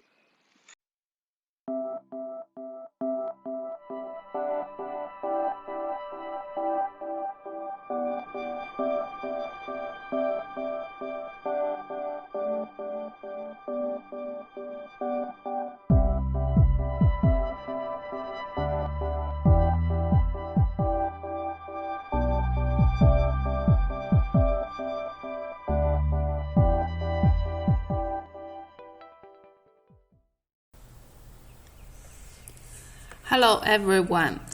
Our paper is an explorer-based clustering model with loose constraints in social network.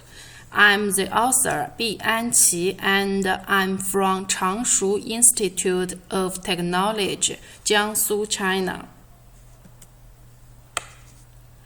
In this video, I will briefly introduce this paper from 4 aspects, namely introduction, explorer-based clustering model with loose constraints, experimental analysis, and conclusion. Firstly, in the introduction section, we introduce weak ties and loose link constraints. As we all know, weak ties play an important role in the message parsing in social networks, and weak ties are more extensive but superficial social connection with social relationships. In this paper, we try to mark these weak ties by loose link constraints. Loose link constraints here contain 2 types, which are cannot link and must link. Especially, must link means the linked 2 samples should be assigned in one cluster, while cannot link separates these 2 samples in different clusters.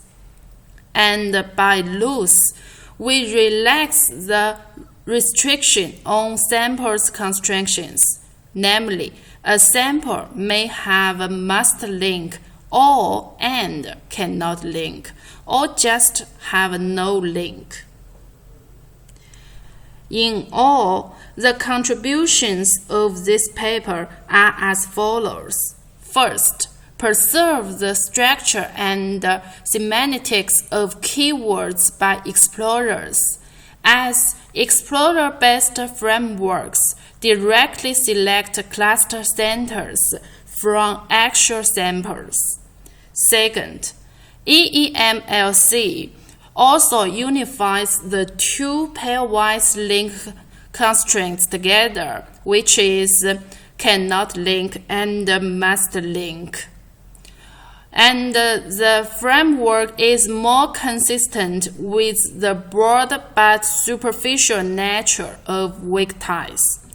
Thirdly, we introduce the Bayesian probabilities, which helps us to implant loose link constraints into the explorer-based clustering model and improve generation performance of the algorithm. In the second section, we analyze the proposed model, which is enhanced alpha expansion move with loose links, and we call it EEMLC in short in the next video. We discuss this framework step by step from 2 aspects, and that is target function and optimization framework. The procedure is shown in Figure 1. On the basis of Bayesian probabilistic framework, we implant the loose pairwise constraints into the explorer-based clustering model. By the select optimization mechanism, we obtain the explorer set.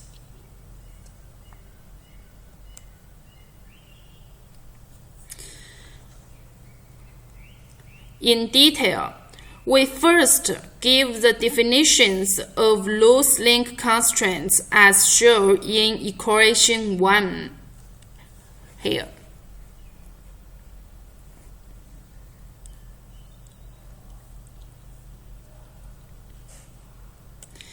Then, start from Bayesian probabilistic framework. the rough target function of all explorer-based clustering model is shown in equal to here. And PE and PXI are explained in equal 3 and equal 4. Please see equation 4. We implant the involved loose link constraints of current data Xi into the calculation. See here, Xi and MLXi and CLXi. So by the equation 4, we join the must link constraints and cannot link constraints together. So based on the theory of machine learning, after some mathematical tricks, the ultimate target function of the proposed EEMLC model is defined below.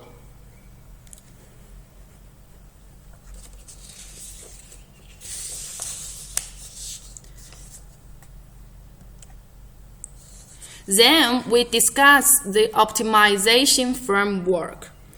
To solve this target function as shown in equation 9, we use the enhanced alpha expansion move optimization model.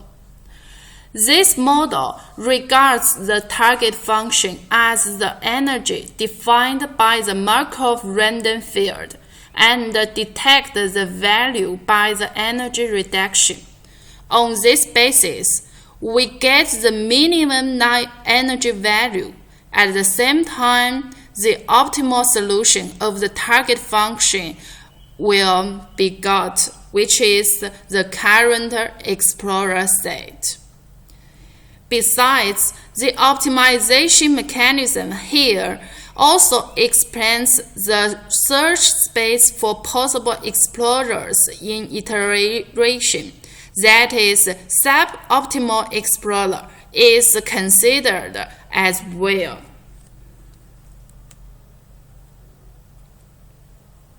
More detail is shown in our paper.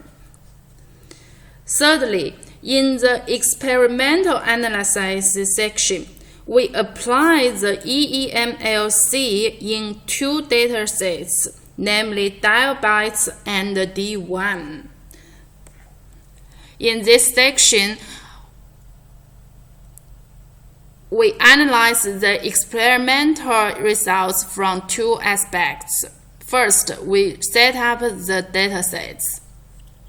The diabytes datasets from UCI machine learning, and the website is here. These datasets have 768 8-dimensional samples and contains two classes. The second dataset, D1, we first took movies as keyword, cloud 1,000 comments on Sina Weibo with Python. Use the Jieba toolbox for word segmentation and obtain relevant high-dimension vector by word-to-vex toolbox. Finally, PCA is also introduced to reduce the dimension to 20 dimensions. And accordingly, we establish the dataset, which is called D1 here. In all, D1 has 3,500 dimensional samples. Remember, for both diabytes and D1 datasets, we randomly assign either must link or cannot link constraints to 75% samples. The results on these two datasets are shown in figure 2 and 3 here.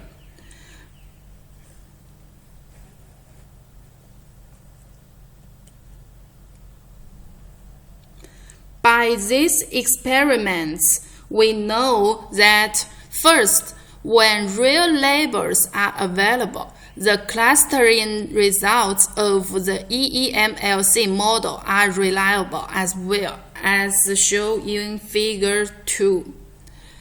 Second, though the real labels are absent, EEMLC still can effectively deal with the information by incorporating with loose pairwise constraints. The performance of EEMLC is very promising, which is shown in Figure 3. However, compared to both EEM and AP, the EEMLC model has the longest running time, which is because the model deals with the loose link pairwise constraints involved in the sample, which while processing the input similarity matrix. Finally, in the conclusion section, we conclude this paper.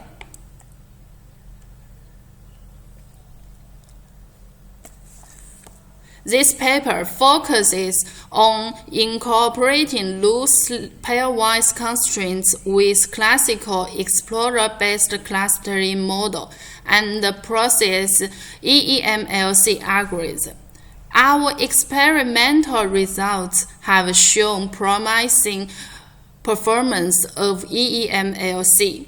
In the future, such a model will help us further study the public opinion transmission, event evolution, public opinion monitoring, and other studies. However, we should pay more attention on how to reduce the time complexity of EEMLC in the future. That's all. Thank you.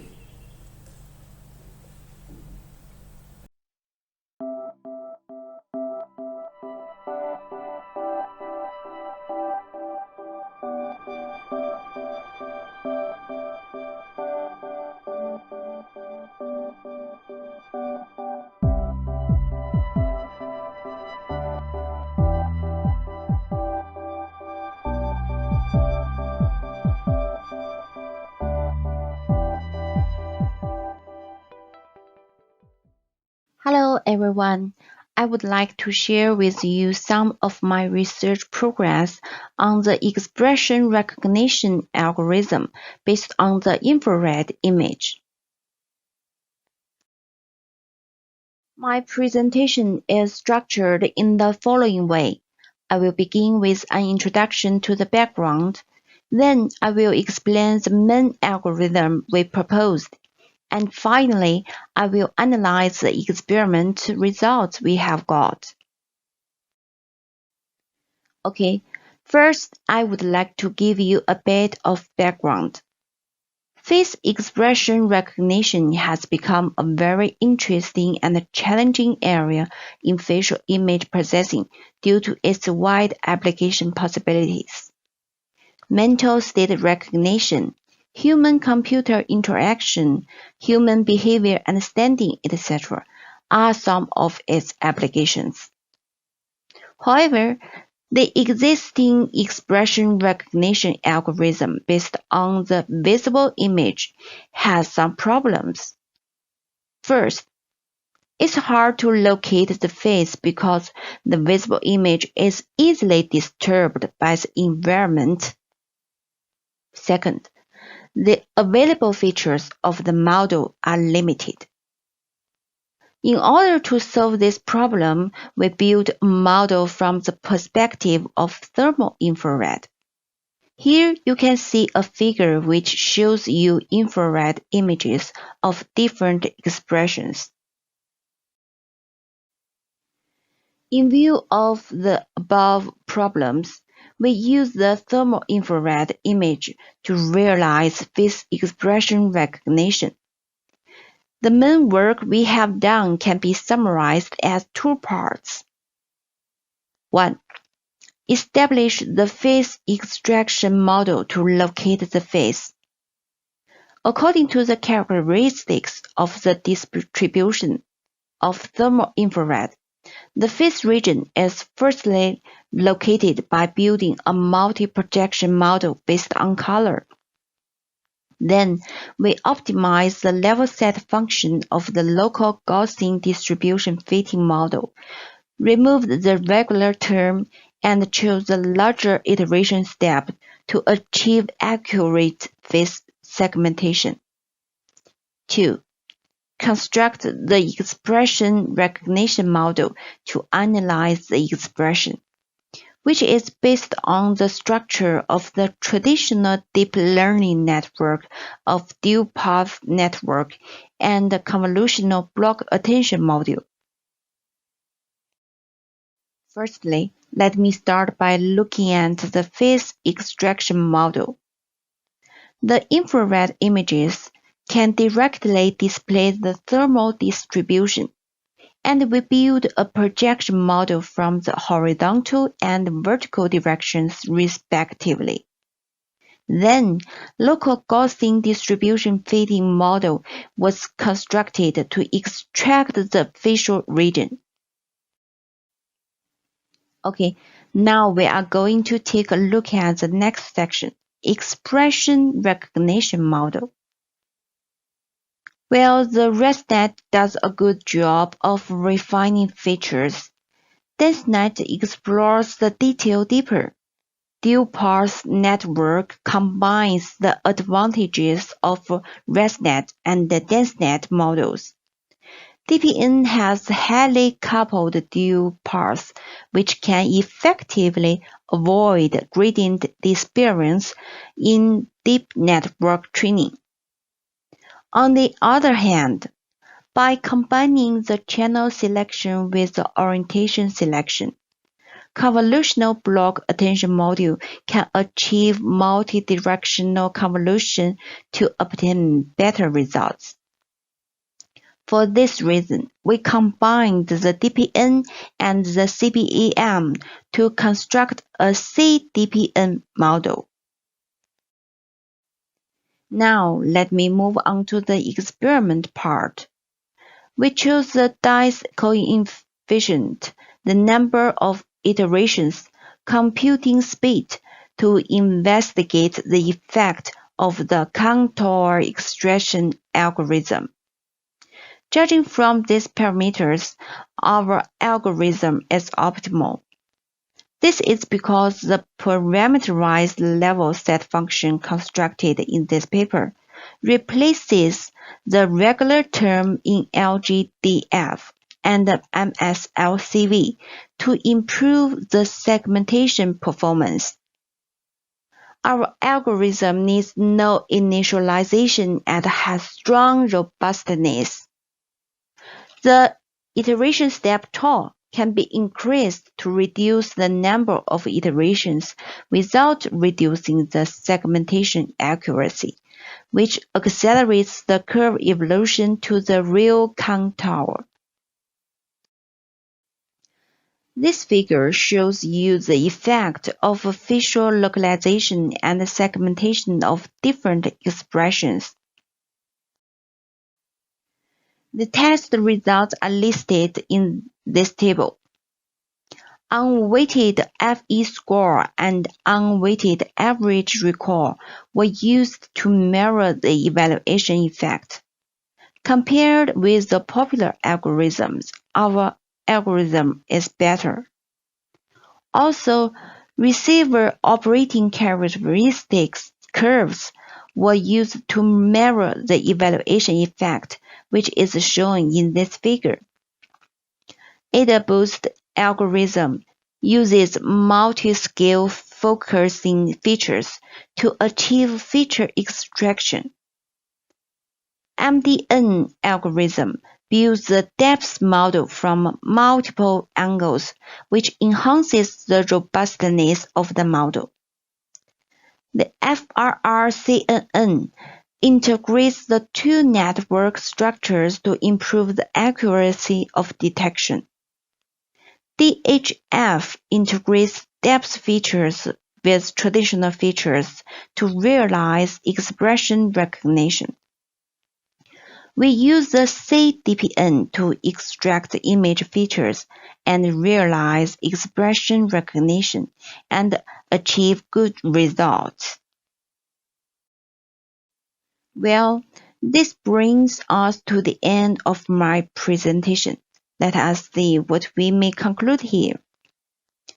In order to meet the demand for facial expression analysis, a new algorithm based on the thermal infrared images was proposed to solve the problem of inaccurate facial expression analysis caused by the interference of visible images. A color-based multi-projection model was established to locate the face region. The LGDF level set algorithm was optimized, and the parameterized level set framework was constructed to achieve fast and accurate face image segmentation. Taking full advantage of the network, the expression recognition model is built to analyze the expression. Next, we will carry out the studies on facial expression analysis and social relationship prediction. Okay, this ends my presentation. Thank you for your attention.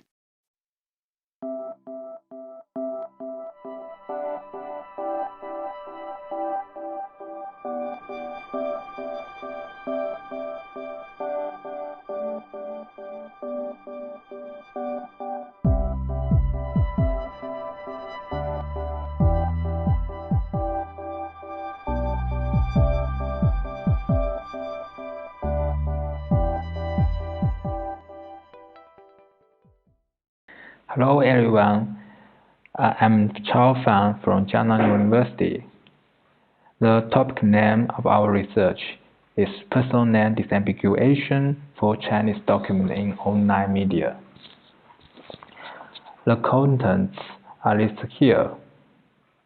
First, let me give you an introduction of our research.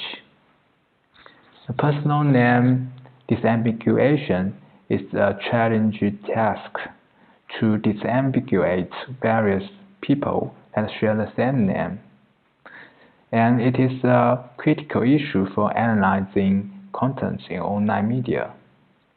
When searching a person's name online, we are confused with the problems that the search results often contain web pages of different people with the same name.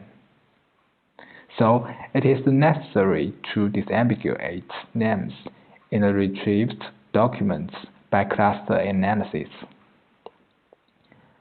For example, there is a Chen Wei in Chinese character here, and it represents the director of Chongqing Ecological Environment Bureau.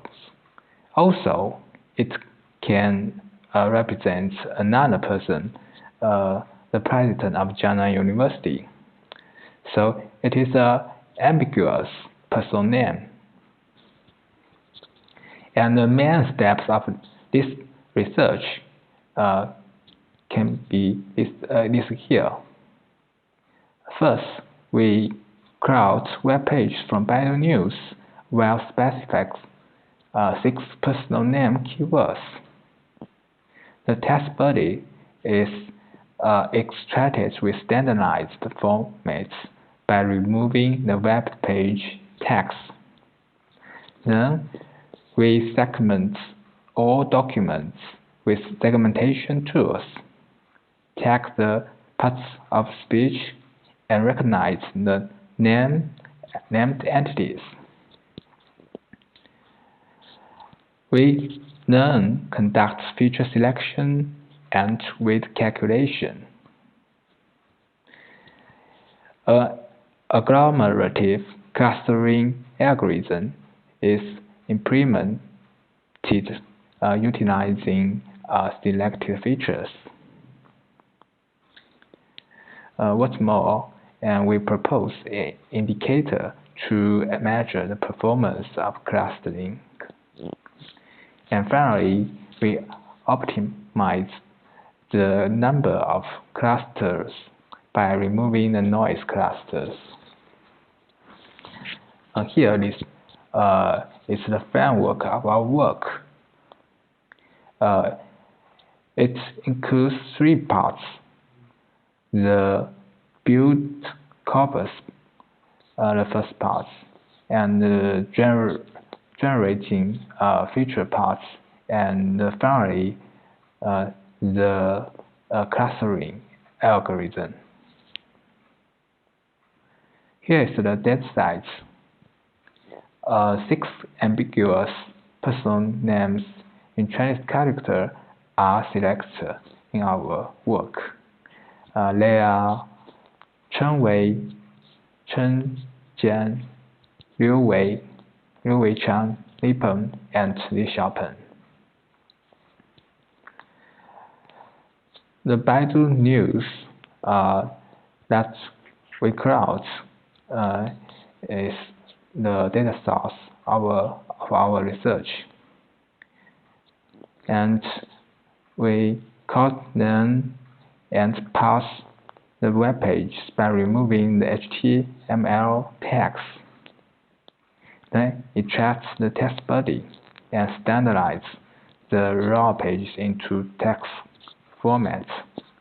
And finally, 100 documents are kept for each personal name, and documents in the dataset are tagged with labels as gold standard. This is the evaluation of our research. A PIB score is utilized to evaluate the clustering results on a dataset of 6 personal names.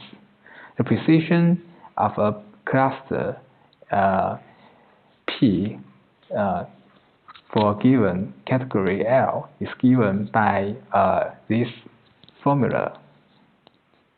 So according to the precision formula, the purity, inverse purity, and F-score can be calculated for evaluation. The second part is the feature generation. Let's begin the data pre-processing. The documents in datasets are pre-processed with natural language processing toolkit (LTP). So it can be downloaded through this URL. Stop words are filtered for text at the beginning. Then all sentences are segmented into words which are tagged with part of speech. They are organized in the following formats, like Jiang, University President Chen Wei, and the left part of the slash is the noun, and the right part it's the NS. It represents it's a noun. Then words, part of speech, and name entities are extracted at this step. Feature selection is the next step. Different types of words and named entities can be selected as feature. The simplest way is to incorporate all words as feature for clustering. In this work, 6 groups of features are chosen for testing the performance of hierarchical clustering. We used 6 groups of features. The first one is all words except for punctuation. The second feature is all nouns. The third feature is all named entities. The next one is all words with their DF is bigger and equal than true. The DF means the document frequency.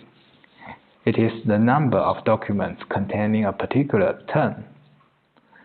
Since the words with a DF of 1 only appear in one document, it cannot distinguish different documents when running clustering. And the fifth feature is all nouns with their DF is bigger than 1.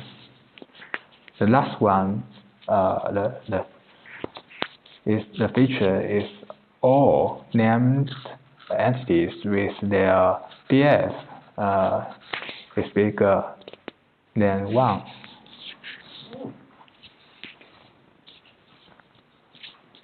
Next, the feature weight calculation. We know different words contribute differently in discriminating the document, so it is necessary to choose the weighting scheme of features. 4 weight calculation approach are provided in this work. They are Boolean weights, frequency weights, TF-IDF weights, and entropy weights. Boolean weights. It will be filled with 1 if a document has a word, otherwise it will be 0. It is calculated by the formula below, where Fij is the frequency that word I appears in document J. The second frequency weight. It is the absolute term frequency. It's like this. The next TF-IDF weight. Term frequency inverse document frequency. The TF-IDF considers both the number of a word in the document and the frequency of the words in the corpus. It can be written as this. Next, entropy weights. Entropy weights use the formula of entropy to reflect the distribution of words in the document. It can be defined as this formula. So the next is the experiment of feature generation. The combination of 6 groups of features and 4 weighting schemes are tested for 6 personal names. The best F-score value is displayed for each experiment, testing all thresholds of hierarchical and clustering algorithm. The results of Cheng Wei and Liu Weiqiang are shown here. The rest ones exhibit similar characteristics. So for experiment 1, we used a Cheng weighting scheme, the Boolean weight. We can see that the feature 6 performed best for Cheng Wei and Liu Weiqiang. For experiment 2, the weighting scheme is frequency weights. We can find that feature 5 perform better than other features. Experiment 3 and the TF-IDF weights is also the best when the feature 5 is used. Experiment 4, the entropy weights. Feature 6 perform best. So according to the figure above, feature 6 has a relatively good effect on Boolean and the entropy weights.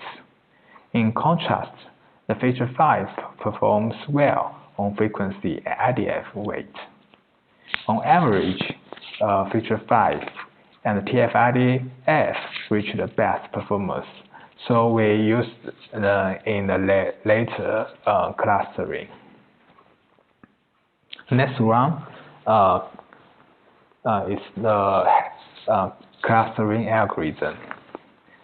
Agglomerative hierarchical clustering algorithm is used in this task. Each document is reckoned as a single cluster at first. Then we calculate the similarity for each pair of clusters at each step. We greatly select the pair that achieve a greatest similarity and merge two clusters into a new one. And finally, the clustering process stops when the similarity of two most similar clusters is less than a threshold.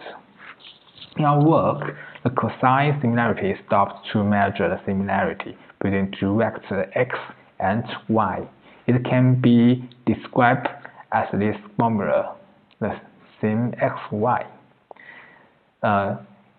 In this experiment, the average performance of 6 personal names achieves the best when the threshold clustering is set to 0.81.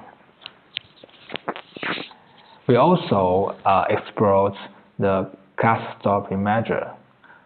We know Newman proposed a modularity Q in community detection, which is used to measure the community structure and identify the community automatically. A high modularity Q denotes dense intra-community links and sparse inter-community links. Inspired by this idea, we devised a cluster stopping measure to measure the high intra-cluster similarity and low inter-cluster similarity. Suppose the Cs and Cy are two of the M clusters obtained by clustering algorithm. The sim xy is the distance between document x and y. So the similarity between two clusters can be defined as this formula, EIJ. The intra-cluster similarity can be represented by EII. The clustering performance measure can be defined by modularity Q as this. This is the final formula to define the cluster stopping measure. Q measures the quality of clustering results. So a high Q value means a better performance of clustering. Here's the figure that shows the Q value curve for Cheng Jiang. A Q value curve is gained when the hierarchical clustering is conducted. We can see that there exists a peak when the number of clusters is 7.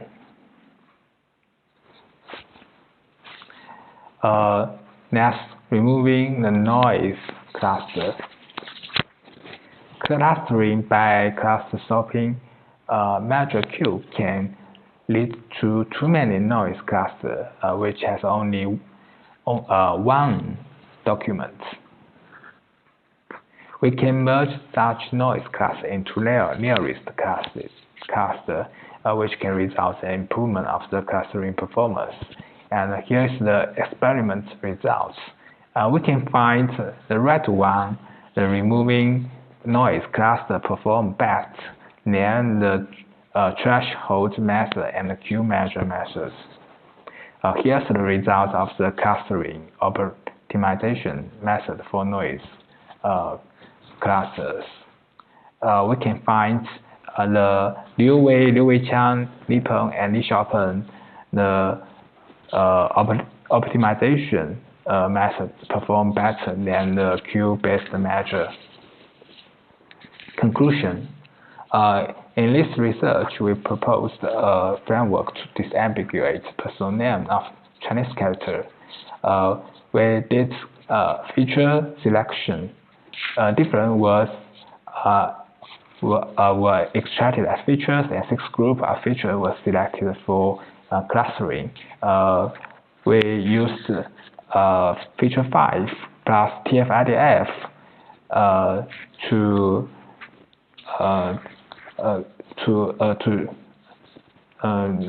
this feature used for the letter clustering. For clustering algorithm, we explored the cluster stopping measure by using a Q measure. We also did cluster optimization by merging noise cluster into their neighbor cluster with the largest similarity. So the proposed method has a better effects at last. Feature work. Many feature generation will be expanded by introducing syntactic information, which is neglected in our research.